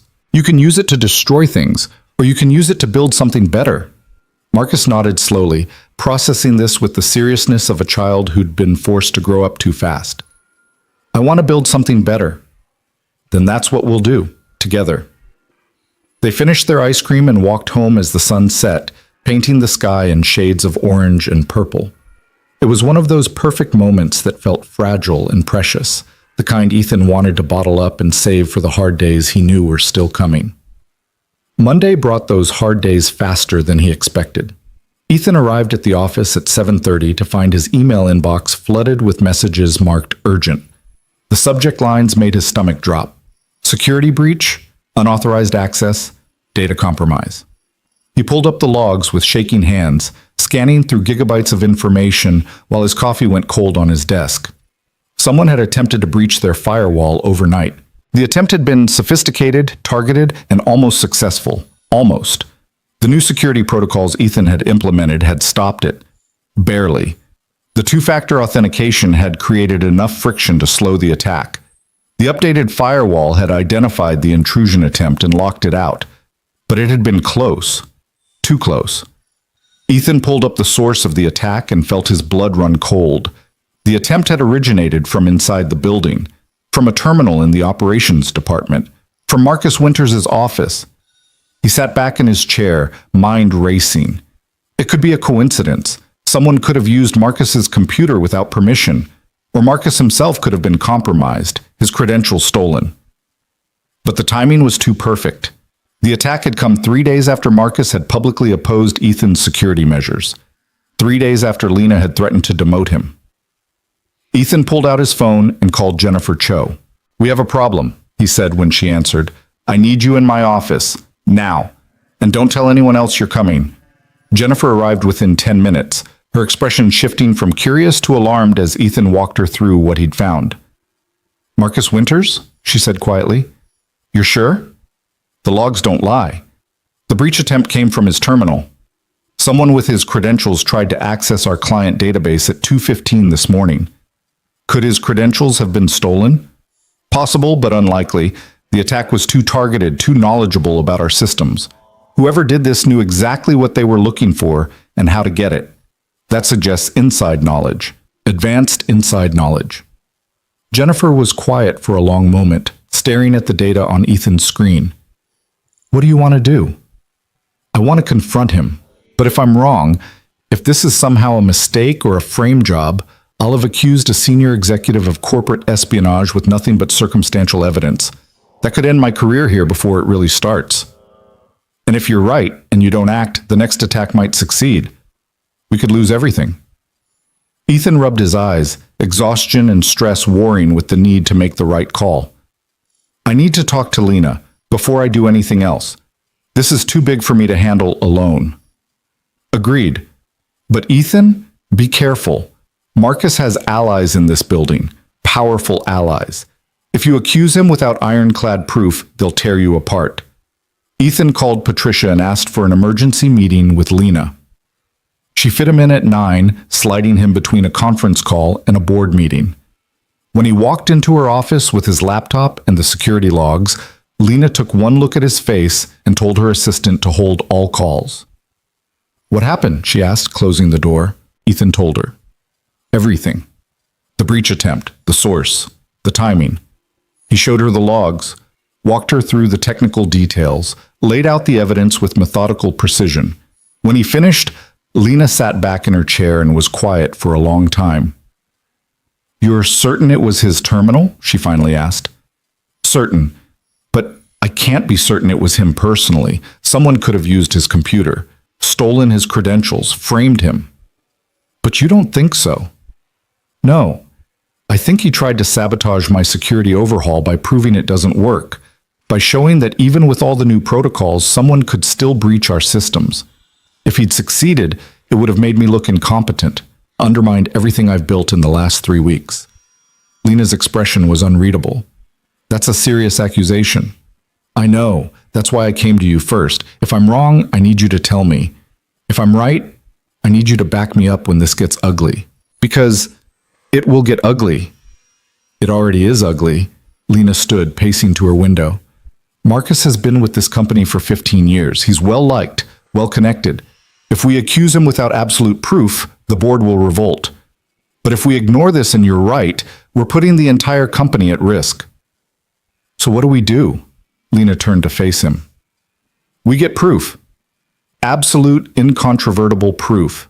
Can you do that? Ethan thought about the logs, about what else might be hidden in their systems, about the digital trail that even the smartest hackers always left behind. I can try, he said, but I'll need access to Marcus's computer, his email, his personal drives, everything. Then you'll have it. As of right now, this is a confidential internal investigation. You report directly to me. Nobody else knows. Not Jennifer, not Richard, nobody. If Marcus is guilty, I want to catch him red-handed. If he's innocent, I want to clear his name completely. Either way, we find the truth. Agreed? Agreed. Ethan spent the next 48 hours living in server logs and email archives, following digital breadcrumbs that Marcus Winters had left scattered across Hartwell's systems. What he found made him sick. The breach attempt wasn't Marcus's first rodeo. It was just his first mistake. For the past 6 months, Marcus had been slowly, carefully extracting proprietary data from Hartwell's servers, client lists, financial projections, trading algorithms. He'd been hiding it well, routing the transfers through proxy servers and dummy accounts. But Ethan's new security protocols had flagged the latest attempt, and once he knew what to look for, the rest became visible. Marcus Winters had been preparing to sell Hartwell's secrets to their competitors. The breach attempt had been his last data grab before making the sale, and Ethan's security overhaul had stopped him cold. On Wednesday afternoon, Ethan walked into Lena's office with a USB drive containing every piece of evidence he'd collected. She reviewed it in silence, her expression growing harder with each page. How much was he going to get? She asked quietly. $5 million from Garrison Financial. They're our biggest competitor. When was the sale supposed to happen? Friday, 2 days from now. Ethan closed his laptop. We have him, Lena, dead to rights. The question is what you want to do about it. Lena stood, straightening her jacket with sharp, precise movements. We're going to destroy him, professionally, legally, completely. He betrayed this company, betrayed everyone who works here. And he tried to sabotage you because you were doing your job too well. She looked at Ethan. Are you ready for this? Because once we move, there's no going back. Ethan thought about Marcus's hostile glares, his undermining emails, his attempts to get Ethan fired. Then he thought about everyone else at Hartwell who was just trying to do honest work, who deserved better than executives selling them out for profit. I'm ready, he said. Lena picked up her phone. Patricia, get me Richard Vance and Diana Chen, conference room A, 5 minutes, and tell security to seal Marcus Winters' office. Nobody in or out. She hung up and looked at Ethan. Let's go end this. Conference room A was the largest space on the executive floor, all glass walls and leather chairs arranged around a massive table that could seat 20. When Ethan and Lena walked in, Richard Vance was already there, looking confused and irritated at being summoned without explanation. Diana Chen arrived 30 seconds later, her legal pad already out, pen poised. What's this about? Richard asked. I have a meeting with the acquisitions team in 20 minutes. Cancel it, Lena said, her voice flat and hard. She gestured to Ethan. Show them. Ethan connected his laptop to the room's display system and pulled up the evidence. He walked them through it methodically, the same way he'd presented it to Lena. The breach attempt. The source. The 6 months of data theft hidden beneath layers of proxy servers and encrypted transfers. The planned sale to Garrison Financial. Richard's face went through several color changes as the presentation progressed. Diana Chen remained perfectly still, her pen moving in rapid shorthand across her legal pad. When Ethan finished, the room was silent except for the hum of the air conditioning. Marcus Winters, Richard said finally, his voice hollow. You're telling me Marcus Winters has been stealing from us for 6 months. Not just stealing, Ethan corrected. Preparing to sell proprietary information to our biggest competitor. Client lists, trading algorithms, financial projections. Everything they'd need to undercut us in the market. How much damage could this have done? Diana asked, still writing. If the sale had gone through, Garrison could have poached our major clients, replicated our trading strategies, undercut our prices. Conservatively, we'd be looking at 50 to 100 million in lost revenue over the next year, potentially more. Richard's hands were shaking. And he was going to do this on Friday, 2 days from now? That was the timeline we found in his encrypted files. The buyer was ready. The price was set. $5 million. All he needed was one more data package, which he tried to grab Monday night. Ethan pulled up the breach attempt logs. My security protocol stopped him. That's when he knew he was running out of time. Diana looked up from her notes. Is this evidence admissible? Will it hold up in court? Every piece of it. I documented the chain of custody, used read-only access to preserve the original data, and followed proper forensic protocols throughout the investigation. Ethan met her eyes. I've done this before. At Morrison Engineering, we had an employee stealing designs to sell to overseas manufacturers. I built the case that sent him to prison for 3 years. You never mentioned that in your interviews, Richard said. You never asked what I did beyond engineering. You just saw the gap in my resume and assumed I hadn't been doing anything important. Ethan kept his voice neutral, but the words landed with weight.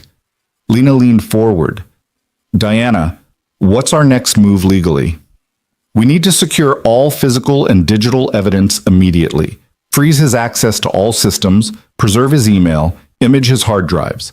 Then we bring in law enforcement. Corporate espionage on this scale is a federal crime. FBI will want to be involved.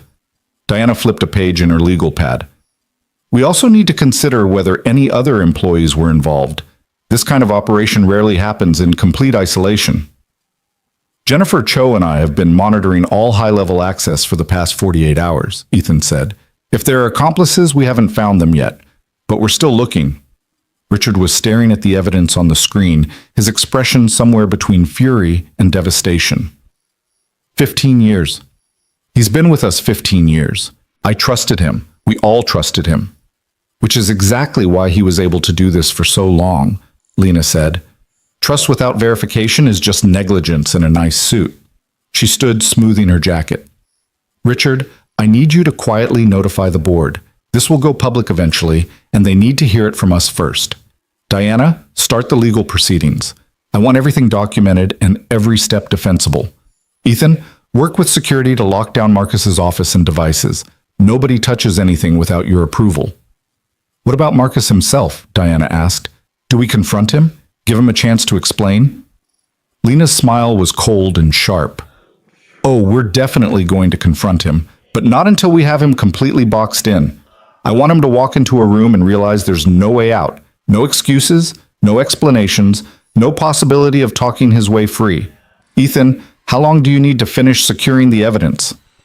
2 hours, maybe 3. Then we move at 4 o'clock. Conference room B, Marcus, the two of us, Richard, Diana, and head of security. Ethan, you'll present the evidence. Lena's eyes were hard as diamonds. Let's make sure he understands exactly what he's lost. The next 3 hours were a controlled frenzy of activity.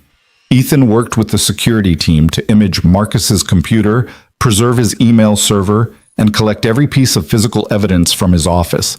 They found a burner phone in his desk drawer, encrypted messaging apps on his tablet, and handwritten notes outlining the sale timeline hidden in a locked filing cabinet.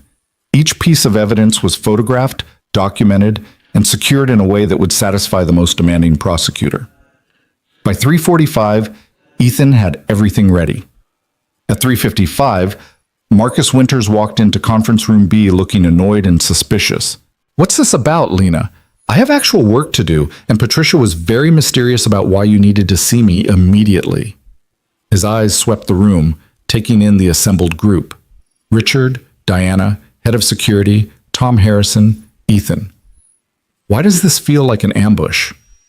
Sit down, Marcus, Lena said. Something in her tone made him hesitate. Then he pulled out a chair and sat, his posture defensive.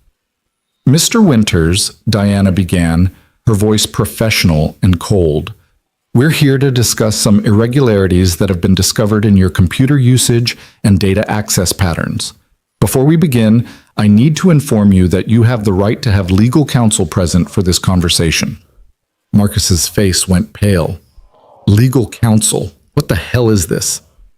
This is your opportunity to explain why your computer was used to attempt a security breach Monday night, Lena said, and why we found evidence of systematic data theft going back 6 months, and why you've been communicating with executives at Garrison Financial about selling them proprietary Hartwell information for $5 million. The silence that followed was absolute. Marcus's mouth opened, closed, opened again. His eyes darted around the room like a trapped animal looking for an exit. I don't know what you're talking about, he said finally. My computer was breached? Someone must have stolen my credentials, used my terminal without my knowledge. That's an interesting theory, Ethan said. He pulled up the first slide on the display screen. Unfortunately, the evidence suggests otherwise. These are timestamps from your office security logs. They show that you were physically present in your office at 2:15 Monday morning when the breach attempt occurred. The building was locked. Security footage shows you entering at 1:53 a.m. and leaving at 2:47 a.m. During that 30-minute window, someone using your credentials from your terminal tried to access our client database. Marcus's jaw tightened. I was working late. I do that sometimes. Someone could have remotely accessed my computer while I was there. Also an interesting theory. Ethan pulled up another slide. Except the access logs show physical keyboard input, not remote access. And the typing patterns match your documented keystroke biometrics. Speed, rhythm, even the specific keys you tend to hit harder than others. It's like a fingerprint, Marcus. And this fingerprint is yours. You can't prove that. Actually, we can. We have 6 months of your typing patterns on file from normal work activity. The patterns from Monday night match with 97% accuracy. The probability of that being someone else is about the same as winning the lottery twice in one day. Marcus turned to Lena, his expression shifting from defensive to desperate. Lena, come on. We've worked together for 15 years. You know me. I would never... I thought I knew you, Lena interrupted, her voice like ice. Turns out I was wrong. Show him the rest, Ethan. Ethan pulled up the communications logs, emails between Marcus and a Garrison Financial executive named Robert Klein, discussing data packages and payment terms, encrypted messages laying out the timeline, bank account information for the offshore account where the $5 million was supposed to be transferred. With each new piece of evidence, Marcus seemed to shrink in his chair. We also found this, Ethan said, pulling up a scanned image of Marcus's handwritten notes. In your locked filing cabinet, your handwriting, your office, your plans. You even drew a little chart showing how you'd spend the money. Villa in the Caymans. That's nice. Expensive, but nice. Marcus's face had gone from pale to ashen. His hands were shaking where they rested on the table. Why? Richard asked, his voice thick with anger and betrayal. Why would you do this? We paid you well, treated you well. What more did you want? More than well, Marcus said bitterly. You paid me well, but guys like him, he jabbed a finger at Ethan, walk in off the street and get promoted over people who've been here for years, who've earned their positions, who've paid their dues.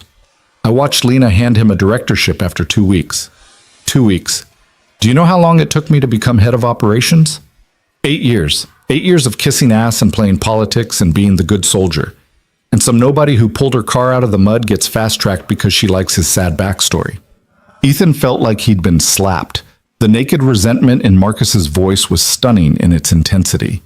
So this was about me? He asked quietly. This was about principle, Marcus snapped, about how this company rewards loyalty, or doesn't. I gave Hartwell 15 years of my life. And what did I get? Passed over for CEO when Lena was appointed. Sidelined when the real power moves happened.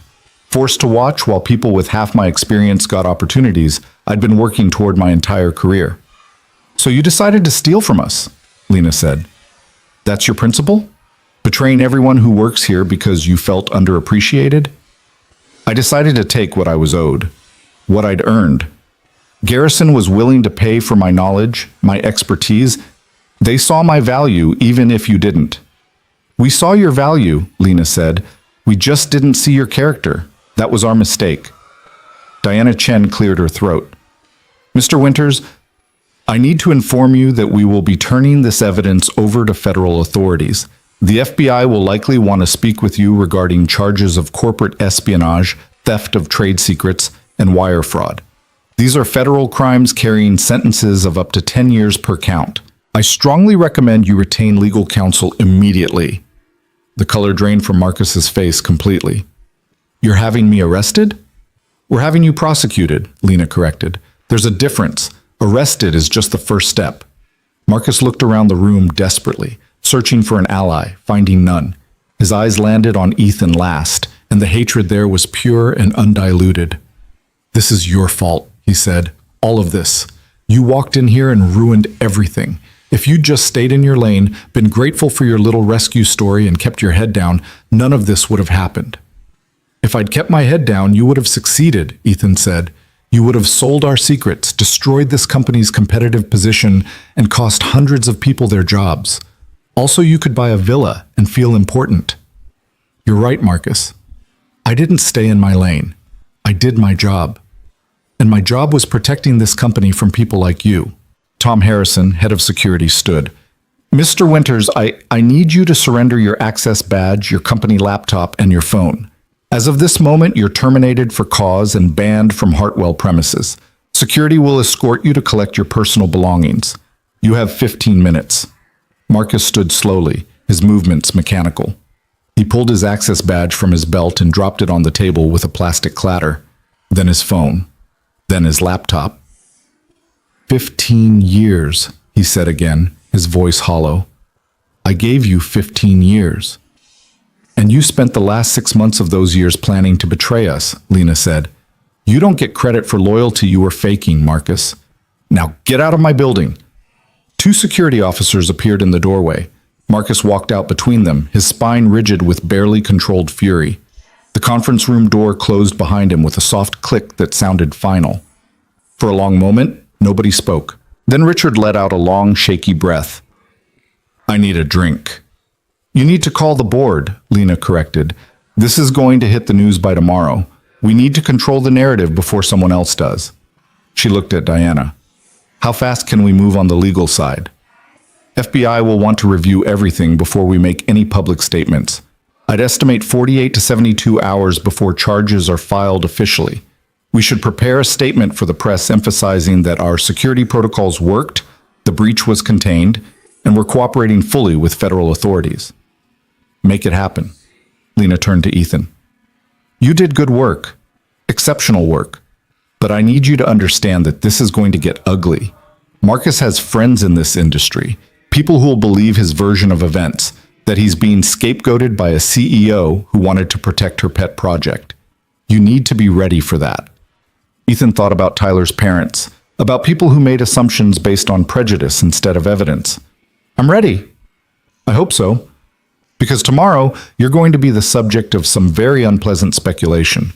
The guy who brought down a 15-year veteran after being here a month. Some people will see you as a hero. Others will see you as a threat. Either way, your life is about to get complicated. She wasn't wrong. The story broke Thursday morning, splashed across financial news sites and industry blogs. The headlines varied in tone, but hit the same basic points.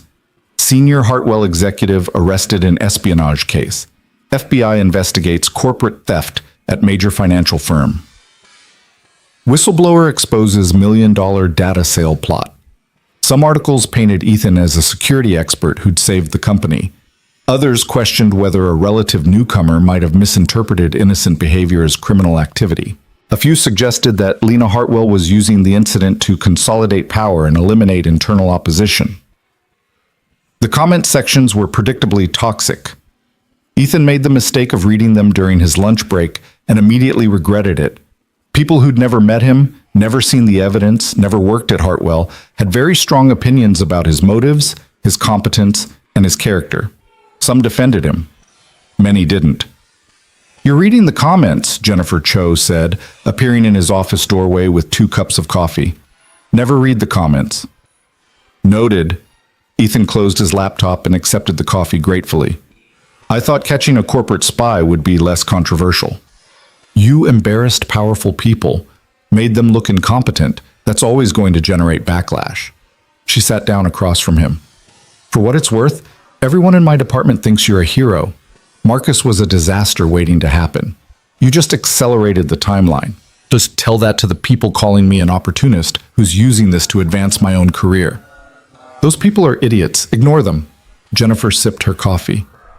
How's Marcus doing? Your Marcus, I mean, with all the press attention? Ethan sighed. He doesn't really understand it yet. He knows I caught a bad guy at work, which he thinks is cool, but he's 8. He doesn't read financial news or understand corporate espionage. Lucky him. Yeah. Ethan's phone buzzed with another news alert. He ignored it.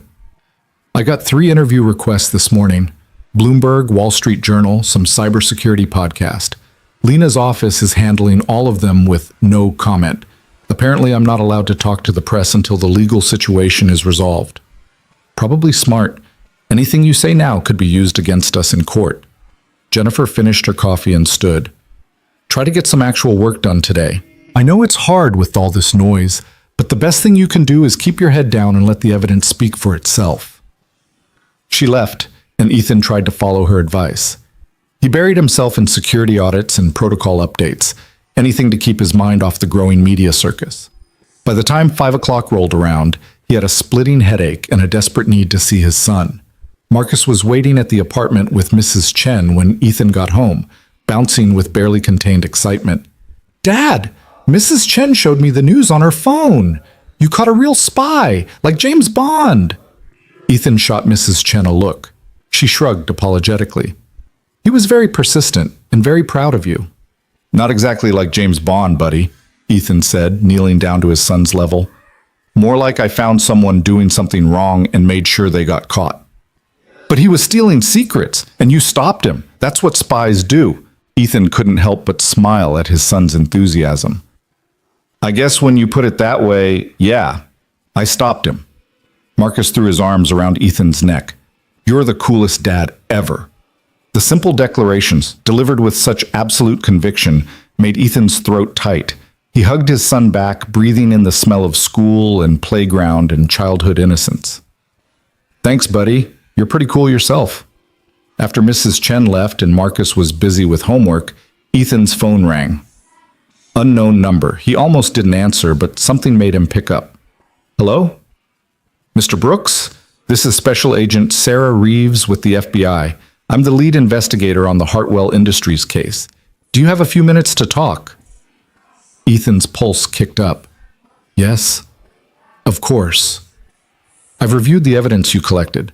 I have to say it's some of the most thorough forensic work I've seen from a civilian. You documented everything perfectly. I've done this before. Different case, different company, but similar situation. So I gathered from your background check. Morrison Engineering 2015. You built the case against Thomas Chen for industrial espionage.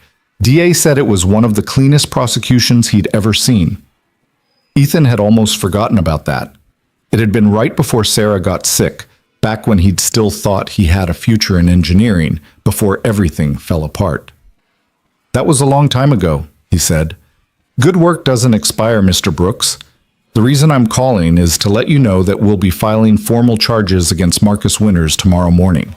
Wire fraud, theft of trade secrets, and corporate espionage. Based on the evidence you collected, I'm confident we'll get a conviction. That's good news. It is, but I need to warn you about something. Winters has retained a very expensive defense attorney, someone who specializes in discrediting witnesses and creating reasonable doubt. They're going to come after you hard. Question your credentials, your motives, your investigative methods. They're going to try to paint you as an inexperienced newcomer who got lucky and misinterpreted innocent behavior. I documented everything. The evidence is solid. The evidence is excellent, but juries aren't always rational, and defense attorneys are good at creating confusion. I need you to be prepared for that. Can you handle aggressive cross-examination? Ethan thought about standing in front of a jury, defending his work while Marcus Winters' lawyer tried to tear him apart. The idea was terrifying, but necessary. I can handle it, he said. Good. We'll be in touch about deposition schedules. In the meantime, don't talk to the press, don't discuss the case with anyone except your lawyer and our team, and keep doing exactly what you've been doing. The best defense against their attacks is continuing to be excellent at your job. She hung up, and Ethan sat there on his couch, staring at his phone, feeling the weight of what was coming settle onto his shoulders. A trial, testimony, cross-examination. His competence and character picked apart by lawyers whose job was to destroy his credibility. All while trying to do his job, raise his son, and maintain some semblance of normal life. He looked over at Marcus, who was sprawled on the floor with his math homework, tongue stuck out in concentration, as he worked through long division problems. The boy looked up and caught Ethan staring. "You okay, Dad?" "Yeah, buddy, I'm okay." And somehow, despite everything, it was true. He was okay. Better than okay. He had a job he was good at, a son he loved, and the knowledge that he'd done the right thing even when it was hard. Everything else would work itself out. The weekend passed quietly. Ethan took Marcus to a movie Saturday afternoon, grateful for the dark theater where nobody recognized him or cared about financial news. They ate popcorn and watched superheroes save the world with spectacular special effects and simple moral clarity. Good guys won, bad guys lost. Justice prevailed. If only real life were that clean. Sunday evening, Ethan's phone rang again. Lena Hartwell. "I hope I'm not interrupting family time," she said. "Marcus is reading before bed. I have a few minutes." "Good. I wanted to check in, see how you're holding up with all the media attention." "I'm managing. It's not fun, but I'm managing. I read some of the coverage. Some of it's pretty brutal." "Yeah." Ethan didn't elaborate. No point dwelling on it. For what it's worth, the board met Friday afternoon. I gave them a full briefing on what happened. They unanimously approved a commendation for your work and authorized a $50,000 bonus for preventing what could have been a catastrophic loss. She paused. "They also wanted me to tell you that they have complete confidence in you, regardless of what certain journalists might be implying." Ethan felt something loosen in his chest. "That means a lot. Thank you. You earned it." "And Ethan, when this goes to trial and Marcus's lawyers try to make you look incompetent or opportunistic, remember that the evidence speaks for itself. You didn't manufacture a crisis. You solved one. Anyone who actually looks at the facts will see that." "I hope you're right." "I am right. I'm always right. It's very annoying for people who work with me." Her tone was lighter now, almost teasing. "Get some rest. Tomorrow's going to be chaotic when the formal charges hit the news, but we'll get through it." She hung up, and Ethan sat there feeling simultaneously grateful and overwhelmed. The bonus alone would let him move to a better apartment, maybe even start a college fund for Marcus. But it also felt like a target on his back, more evidence for people who wanted to believe he'd orchestrated this whole thing for personal gain. He pushed the thought away and went to check on Marcus. The boy was asleep, his book open across his chest, his face peaceful in the glow of the nightlight. Ethan carefully removed the book, pulled the blanket up to his son's chin, and stood there for a moment just watching him breathe. Whatever happened next, trials, testimony, media scrutiny, he'd face it the same way he'd faced everything else in the last 7 years. One day at a time. One decision at a time. Doing what was right even when it was hard. He turned off the light and closed the door softly, then headed to his own room to try to sleep. Tomorrow, the formal charges would be announced. The real storm would begin. But tonight, his son was safe and sleeping. They had a roof over their heads and food in the fridge, and Ethan had done his job with integrity. For now, that was enough. Monday morning arrived with federal charges and another media firestorm. Ethan saw the headlines while waiting for his coffee to brew, Marcus still asleep in the next room, the apartment quiet except for the gurgle of the coffee maker and the buzz of his phone with news alerts he was trying to ignore. Marcus Winters, former head of operations at Hartwell Industries, had been formally charged with 3 counts of wire fraud, 2 counts of theft of trade secrets, and 1 count of corporate espionage. The Department of Justice press release praised the company's internal security measures and thorough investigative work. Ethan's name wasn't mentioned, but anyone following the story knew exactly who'd built the case. His phone rang before he'd finished his first cup. Patricia Voss. "Mr. Brooks, Ms. Hartwell wants you to know that we've received over 40 media requests for interviews this morning. We're declining all of them on your behalf, but you should be prepared for reporters potentially approaching you outside the building or at your son's school." Ethan's stomach dropped. "At Marcus's school?" "It's a possibility. Some journalists have no boundaries when they're chasing a story. Ms. Hartwell has already contacted the school's principal to alert them to the situation. They've agreed to increase security and not release any information about your son to anyone claiming to be press. Thank you. I appreciate that. One more thing. The FBI wants to schedule your formal deposition for Thursday afternoon. Agent Reeves will call you directly to arrange the details. Ms. Hartwell says to take whatever time you need for that. And if you want company counsel present, we can arrange it. Ethan hung up and stared into his coffee, trying to process the fact that his life had become something requiring FBI depositions and school security protocols. 4 weeks ago, he'd been a man with nothing to lose. Now he had everything to lose, and the weight of it was almost crushing. He woke Marcus gently, got him dressed and fed, and drove him to school with one eye constantly checking the rearview mirror for anyone who might be following them. The school parking lot looked normal. Harried parents, sleepy children. The usual Monday morning chaos. But Ethan found himself scanning faces, looking for anyone who seemed too interested, too watchful. "Dad, you're being weird," Marcus observed as Ethan walked him to the front door instead of just dropping him at the curb like usual. "Just want to make sure you get in okay." "I'm not a baby. I can walk from the car to the door by myself." "Humor me, buddy." Marcus rolled his eyes with all the dramatic exasperation of an 8-year-old, but didn't argue further. They reached the entrance where Principal Anderson was greeting students. She caught Ethan's eye and gave him a subtle nod that said she understood the situation. "Have a good day," Ethan told his son. "I'll pick you up at 3. "You never pick me up. Mrs. Chen picks me up." "Today I'm picking you up, okay?" Marcus studied his father's face with those two old eyes. "Is everything okay?" Ethan knelt down, adjusting his son's backpack straps. "Everything's fine. I just want to spend some extra time with you this week. That okay?" "Yeah, that's okay." Marcus hugged him quickly, then ran inside to join his friends. Ethan drove to Hartwell Tower with his mind churning through worst-case scenarios. Reporters at the school, his son's picture in the news. Marcus, his Marcus, becoming collateral damage in a story about corporate espionage and legal battles. The lobby was crawling with security when he arrived. Tom Harrison had clearly taken the threat of media intrusion seriously.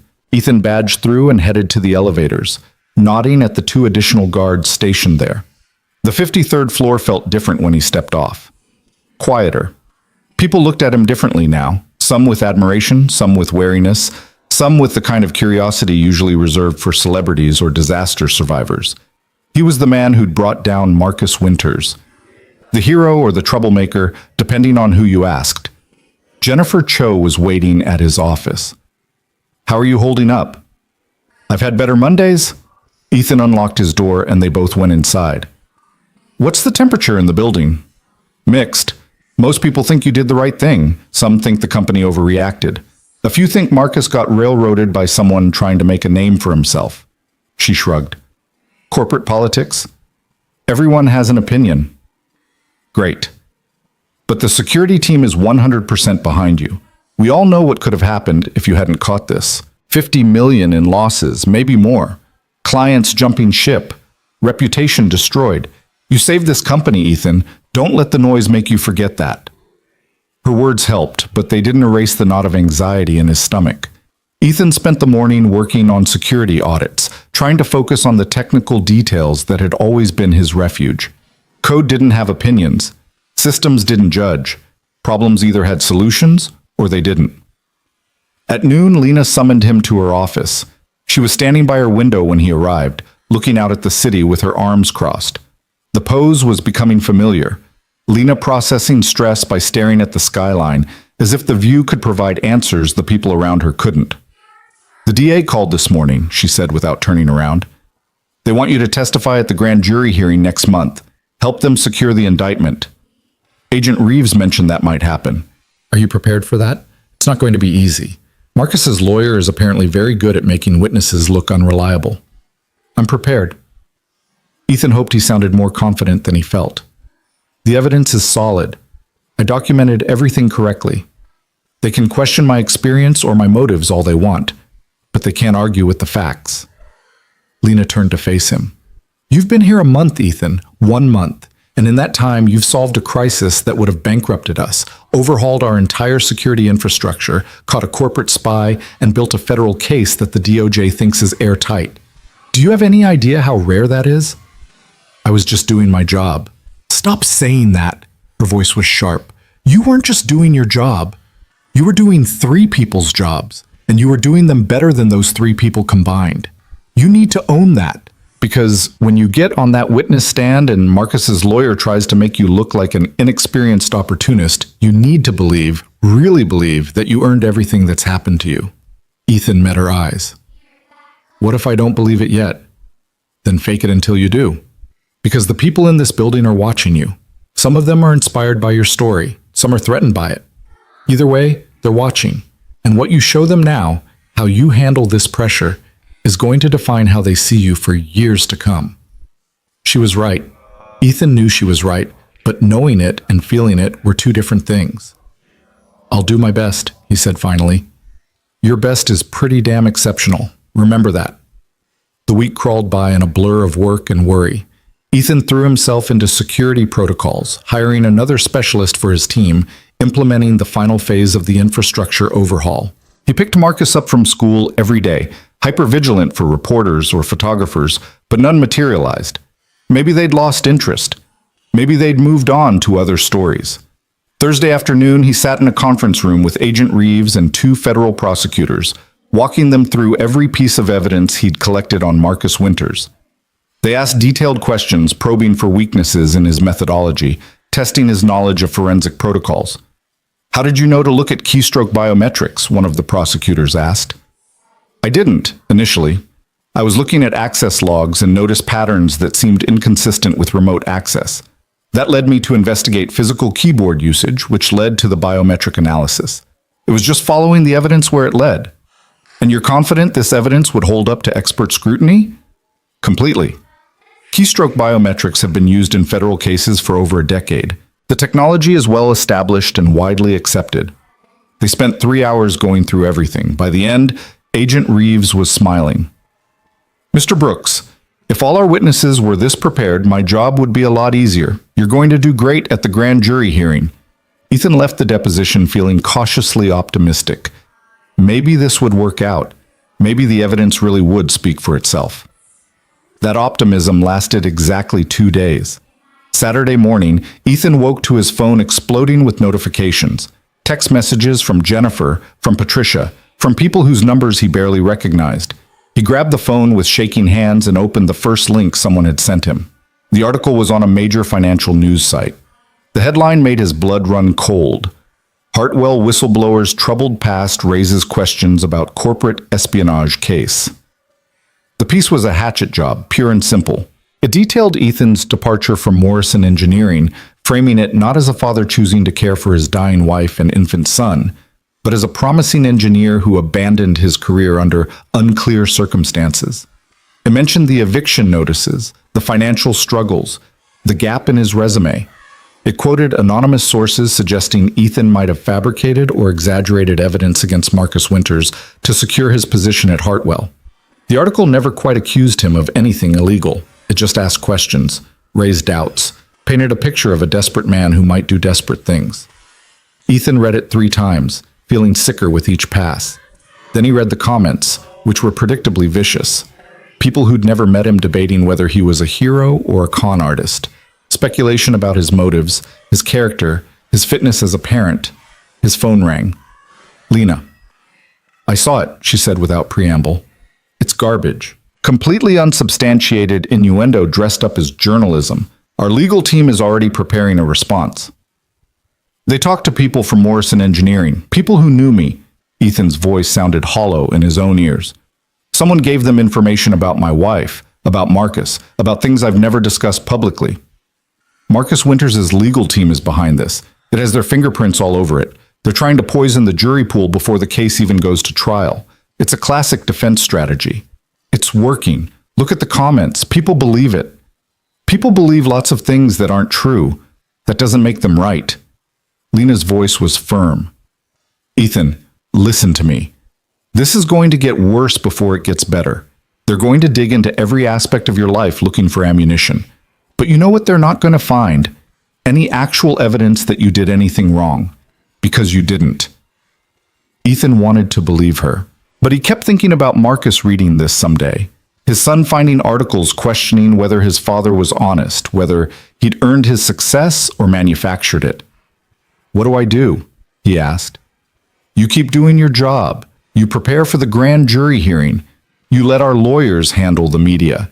And you remember that the truth matters more than speculation. She hung up, and Ethan sat there on his couch, staring at his phone, feeling the walls closing in. Marcus found him there an hour later, still in his pajamas, still staring at nothing. Dad? Are you okay? Ethan looked at his son and made a decision. He was done hiding, done pretending everything was fine when it wasn't. Marcus deserved the truth. Come sit with me, buddy. The boy climbed onto the couch, tucking himself against Ethan's side. What's wrong? Remember how I caught the bad guy at work? The one who was stealing? Yeah. Well, his lawyers are trying to make it look like maybe I made a mistake. Like maybe I got the wrong person. They're saying things about me that aren't true, and it's making me really upset. Marcus was quiet for a moment, processing. But you didn't make a mistake, right? You caught the right guy? I did. The evidence is very clear, but sometimes people don't want to believe the evidence because it doesn't match what they want to be true. Like Tyler's parents. They didn't want to believe Tyler started the fight, even though Principal Anderson told them he did. Out of the mouths of babes. Ethan pulled his son closer. Yeah, exactly like that. So what are you going to do? I'm going to tell the truth, even if people don't want to hear it, even if it's hard, because that's what we do, right? We tell the truth and we do what's right, even when it's scary.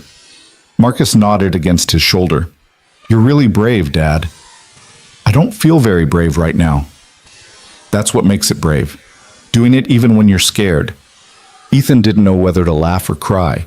His 8-year-old son was giving him courage lessons. When had the kid gotten so wise? You're right, he said softly. Thank you for reminding me. They spent the rest of the weekend together, deliberately avoiding news and social media. They went to the park, played video games, made elaborate dinners that were more fun than delicious. Ethan tried to be present, to focus on his son instead of the storm brewing around them. Monday brought another article, this one questioning whether Hartwell Industries had rushed to judgment to protect their new security director. Tuesday brought a blog post from a former Morrison engineering colleague claiming Ethan had always been overly ambitious and willing to cut corners. By Wednesday, Ethan was numb to it. The attacks kept coming, but they all said the same thing in different words. He was desperate, opportunistic, possibly dishonest. The accusations never quite crossed the line into libel. The lawyers were too smart for that. But the implication was clear. Thursday morning, he got a call from Agent Reeves. I need you to stay calm, she said. Marcus Winter's defense team has filed a motion to exclude your testimony from the grand jury hearing. They're arguing that you lack the proper credentials to conduct a forensic investigation and that your evidence should be considered tainted. Ethan's hand tightened on the phone. Can they do that? They can try. The judge will rule on the motion Friday afternoon, but Mr. Brooks, I want you to understand something. This is a Hail Mary. They know your evidence is solid. They know they're going to lose at trial if we get that far. So they're trying to get your testimony excluded before we even get to trial. It probably won't work. Probably. The evidence speaks for itself. Keystroke biometrics, access logs, encrypted communications, financial records. Even if they exclude your testimony, we still have all of that. Your analysis just makes it easier for a jury to understand. But the facts exist independent of you. So why do they want me excluded? Because you're compelling. You're sympathetic. You're the guy who stopped to help someone in a storm and ended up saving a company. Juries like stories like that. Stories with clear heroes and villains. They want to take away the hero narrative and make this about dry technical evidence that's easier to confuse. She was right. Ethan could see the strategy clearly now. Make him look unreliable, then make the case look complicated. Create enough doubt that a jury might hesitate. What do I need to do? He asked. Sit tight. Let the process work. And prepare for the grand jury hearing like the motion will be denied, because it probably will be. Friday afternoon, Ethan sat in his office, refreshing his email every 30 seconds, waiting for news about the judge's ruling. His team knew better than to bother him. Even Jennifer stayed away, sending supportive texts instead of visiting in person. At 3:15, his phone rang. Agent Reeves. "Motion denied," she said. "The judge called it exactly what it was, a transparent attempt to exclude credible evidence. Your testimony stands. Grand jury hearing is Tuesday at 9 a.m. Ethan let out a breath he didn't know he'd been holding. "Thank you." "Don't thank me. Thank yourself for doing everything by the book. The judge specifically noted the quality of your forensic work in her ruling, said it was exemplary for a civilian investigator with prior relevant experience. That's high praise." When he got home that night, Ethan told Marcus they were going out for dinner, somewhere nice, a celebration. "What are we celebrating?" the boy asked.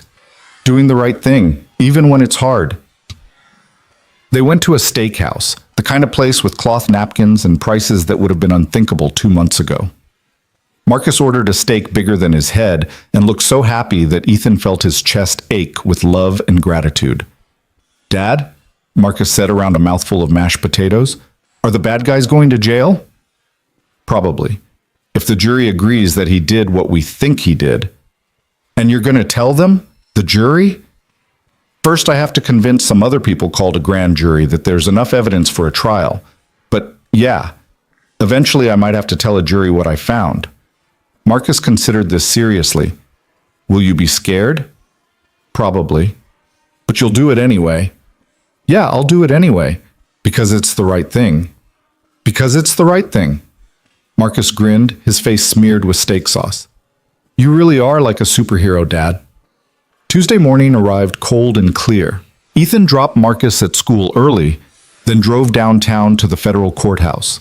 Agent Reeves met him at the security checkpoint, guiding him through metal detectors and x-ray machines to a waiting room outside the grand jury chamber. "You're going to do great," she said. "Just tell them what you found and how you found it. Answer their questions honestly. Don't try to be clever or evasive. Just be yourself." "What if they don't believe me?" "They'll believe you. The evidence is too strong not to. And you're a credible witness. Smart, thorough, no axe to grind. You're exactly the kind of person grand juries trust." Ethan wished he felt as confident as she sounded. The grand jury chamber was smaller than he'd expected, with rows of seats filled with ordinary people who'd been pulled from their lives to decide whether there was enough evidence to put Marcus Winters on trial.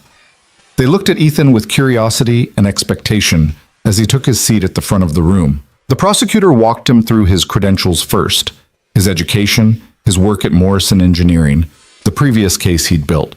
Then they moved to Hartwell Industries, the David Morse crisis, his promotion, the discovery of Marcus Winters' activities. "Mr. Brooks, can you walk the jury through how you discovered the breach attempt?" Ethan took a breath and began. He explained the security logs, the access patterns, the timestamp analysis. He showed them the evidence, charts, graphs, data visualizations that made complex technical concepts accessible. He walked them through keystroke biometrics, explaining how the technology worked and why it was reliable. The grand jurors listened intently, asking questions when they didn't understand something. Ethan answered patiently, never condescending, always clear. When they got to the encrypted communications between Marcus and Garrison Financial, Ethan pulled up the messages on the display screen. These communications were encrypted using military-grade protocols, but Mr. Winters made a critical error. He used the same encryption key across multiple devices, and one of those devices was his company laptop, which we were able to image. Once we had the key, decrypting the messages was straightforward. "And these messages clearly show intent to sell proprietary information?" one juror asked. "They show price negotiations, timeline discussions, and specific requests for certain types of data. Yes, they clearly show intent." The testimony lasted 3 hours. By the end, Ethan's throat was dry and his back ached from sitting up straight, but he felt good about how it had gone. The jurors seemed engaged, convinced. Nobody had looked at him with skepticism or doubt. Agent Reeves met him outside the chamber. "That was perfect. Exactly what we needed." "How long until they decide?" "Could be hours, could be days. Grand juries move at their own pace. But based on what I saw in there, I'd be shocked if they don't return an indictment." The call came the next afternoon. The grand jury had voted to indict Marcus Winters on all charges. The trial was scheduled for 8 weeks out. Agent Reeves thanked Ethan for his testimony and said they'd be in touch about trial preparation. Ethan sat at his desk, staring at his phone, feeling not triumph but relief. One step closer to resolution, one step closer to putting this behind him. Lena appeared in his doorway 5 minutes later. "I heard, congratulations." "Thanks." Ethan set his phone down. "How's the company handling all this?" "Better than expected. The board is pleased with how quickly we contained the damage. Our stock price actually went up this week. Investors like knowing we take security seriously." She sat down across from him. "You did good work, Ethan. Really good work. I just hope it's over soon. The media attention, the speculation, I want my life back." "It will be. Once the trial concludes and Winters goes to prison, the story will die down. People will move on to the next scandal. That's how these things work." She was right, but the wait felt interminable. The next 8 weeks were the strangest of Ethan's life. He worked his job, refined security protocols, managed his team. He spent evenings with Marcus, helping with homework and playing games and being present in all the ways that mattered. But underneath it all was the constant awareness that a trial was coming. That he'd have to testify again, this time with Marcus Winters' defense attorney trying to destroy him. The media coverage continued, though it began to shift. More articles questioned the strength of the defense's case. Legal analysts pointed out that the evidence appeared overwhelming. A few journalists even wrote positive profiles of Ethan, framing him as an example of how doing the right thing could change someone's life. Marcus, handled it all with the resilience of children who'd learned early that life wasn't always fair, but you kept going anyway. His grades stayed strong. He made new friends. He stopped asking about the trial, trusting that his father would handle it. The trial began on a Monday in February, 2 months after that rainy morning when Ethan had pulled a stranger's car from the mud. He sat in the gallery watching jury selection, 12 strangers who'd decide Marcus Winters' fate. Ethan testified on day 3. He walked through the same evidence he'd presented to the grand jury, but this time Marcus Winters' attorney was there to challenge him. The lawyer was exactly what Agent Reeves had warned about: sharp, aggressive, skilled at creating confusion. He questioned Ethan's credentials, his experience, his methodology. He suggested that Ethan might have misinterpreted innocent behavior. He implied that Ethan's rapid promotion created a conflict of interest that tainted his investigation. But Ethan had prepared for this. He answered every question calmly, referring to evidence, citing established forensic protocols. When the lawyer tried to confuse him with technical jargon, Ethan politely corrected his misunderstanding and explained the concept clearly for the jury. When the lawyer suggested Ethan might have fabricated evidence to secure his position, Ethan looked him in the eye and said, "The evidence exists independent of me. Anyone with the proper training could verify my findings. The timestamps, the access logs, the encrypted communications, they're all real, they're all documented, and they all point to the same conclusion. Mr. Winters attempted to steal proprietary information and sell it to a competitor. That's not interpretation, that's fact." The cross-examination lasted 6 hours. By the end, Ethan was exhausted but steady. He'd stood his ground. He'd defended his work. He'd told the truth. The jury deliberated for 2 days. When they returned, their verdict was unanimous on all counts. Guilty. Marcus Winters stood as the verdict was read, his face pale and expressionless. The judge thanked the jury for their service and scheduled sentencing for 3 weeks out. Ethan left the courthouse and drove straight to Marcus's school, arriving 20 minutes early for pickup. He sat in his car, hands shaking on the steering wheel, feeling the weight of 2 months lifting off his shoulders. When Marcus climbed into the back seat, chattering about a science project, Ethan turned around to look at his son. "It's over, buddy. The trial's over." "Did you win?" "Yeah, we won." "Because you told the truth?" "Because I told the truth, and the truth mattered." Marcus grinned. "I knew you would win." They went home and Ethan made spaghetti, their celebration meal apparently, and they ate together at their small kitchen table in their apartment that didn't feel so small anymore. After dinner, Marcus fell asleep on the couch during a movie, and Ethan sat there watching his son breathe, feeling grateful and exhausted and hopeful all at once. The sentencing hearing came 3 weeks later. Marcus Winters received 7 years in federal prison and a $3 million fine. The judge called his actions a profound betrayal of trust and noted that stronger punishment was warranted given the potential damage to Hartwell Industries and its employees. The media coverage was extensive but shorter-lived than Ethan had feared. Within a week, other stories had taken over the news cycle. Within a month, people stopped recognizing him in the elevator. His life began to feel normal again, or what passed for normal now. 6 months after the trial, Alina called Ethan to her office. He'd been expecting this conversation eventually, the question of whether he still fit at Hartwell now that the crisis had passed, now that the story had been told.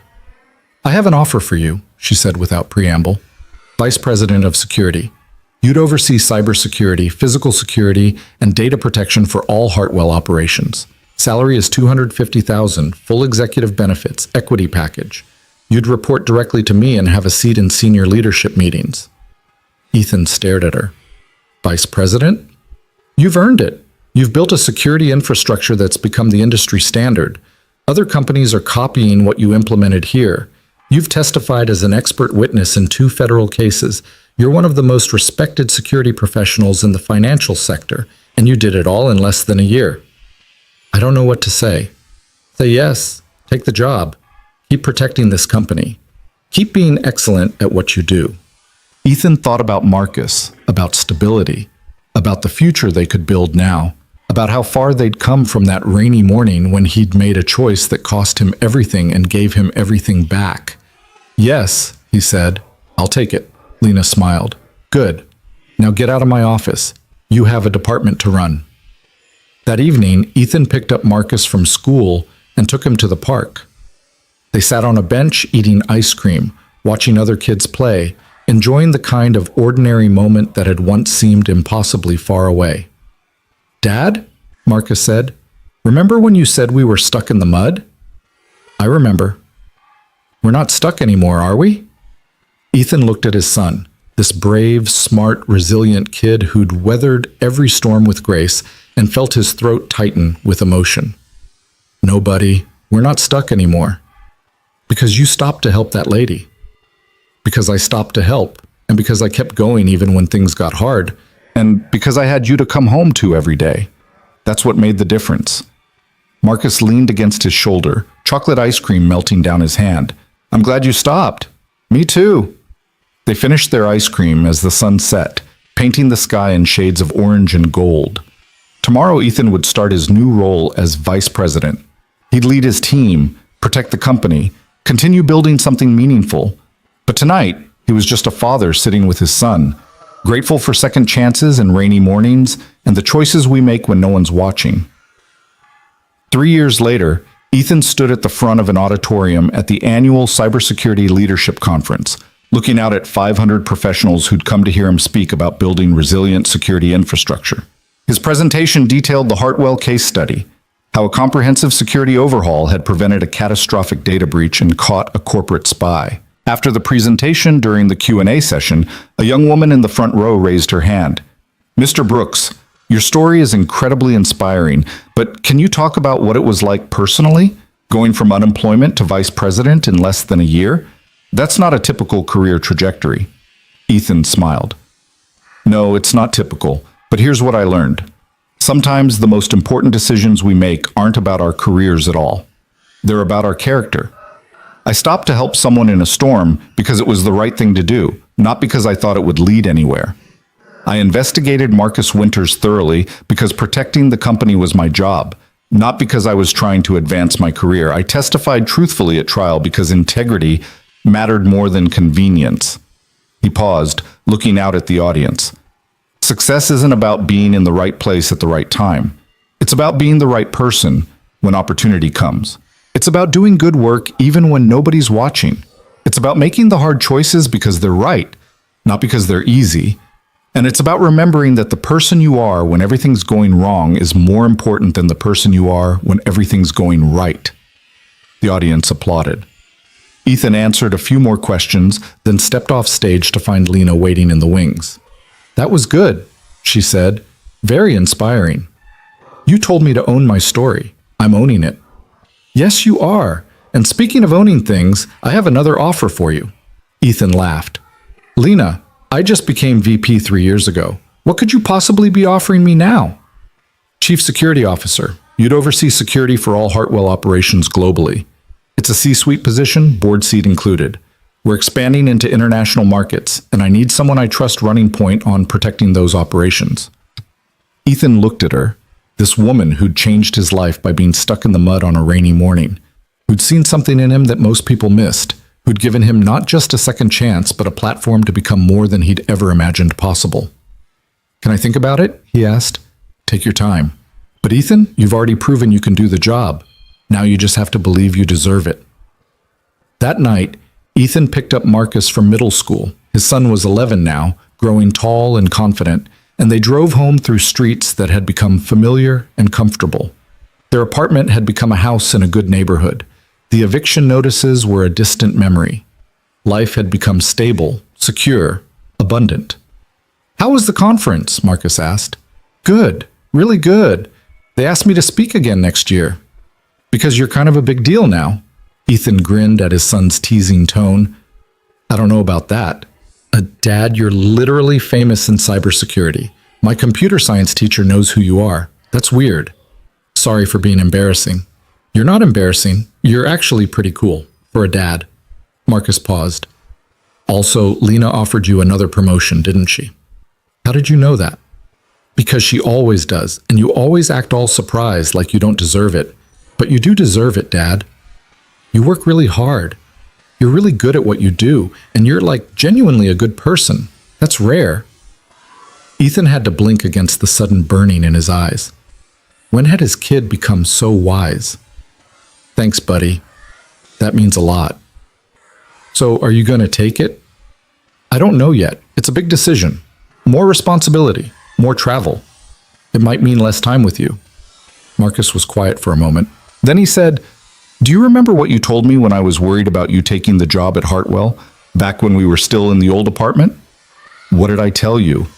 You said that sometimes the right thing to do is scary, but you do it anyway because that's what makes it right. This promotion scares you because you don't want to mess up, and you don't want to be away from me more. But I think you should take it, because you'll be amazing at it. And I'm not a little kid anymore. I'll be okay if you travel sometimes. Ethan pulled the car over and turned to look at his son, this incredible human he'd raised through grief and poverty and uncertainty. This kid who'd learned resilience and wisdom and compassion, not from lectures, but from watching his father navigate impossible choices with integrity. When did you get so smart? He asked. Marcus grinned. I learned from the best. 2 weeks later, Ethan accepted the position of Chief Security Officer. 6 months after that, he was implementing security protocols for Hartwell's operations in 7 countries. A year after that, he was testifying before Congress about corporate cybersecurity best practices, his expertise sought by governments and corporations worldwide. But the accomplishment he was most proud of had nothing to do with titles or recognition. It was Marcus thriving in school, confident and kind, already talking about studying computer science in college. It was the home they'd built together, stable and full of laughter.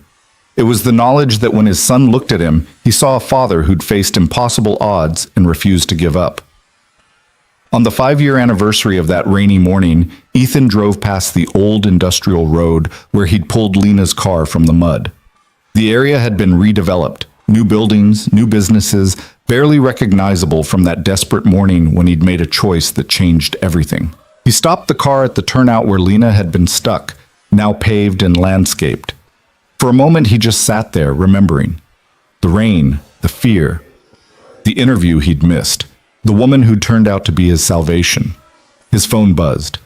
A text from Marcus. Don't forget parent-teacher conference tonight at 6. Also, I aced my CS midterm. You're welcome for being awesome. Ethan laughed and texted back. Congratulations on the midterm. I'll be there at 6. Love you, buddy. He pulled back onto the road and headed home, the setting sun painting the sky in familiar shades of gold. 5 years ago, he'd been a man with nothing to lose, making a choice in the rain because it was right, not because it was smart. That choice had cost him an interview, but given him a future. It had destroyed one path, but created another. It had proven that sometimes the moments that feel like endings are actually beginnings in disguise. Ethan Brooks had stopped to help a stranger in a storm, and in doing so, he'd found his way out of the mud and into a life he'd never dared to dream possible. Not because he'd gotten lucky, though luck had played a role, but because when it mattered most, he'd chosen character over convenience, integrity over opportunity, and kindness over self-preservation. Those choices had made all the difference.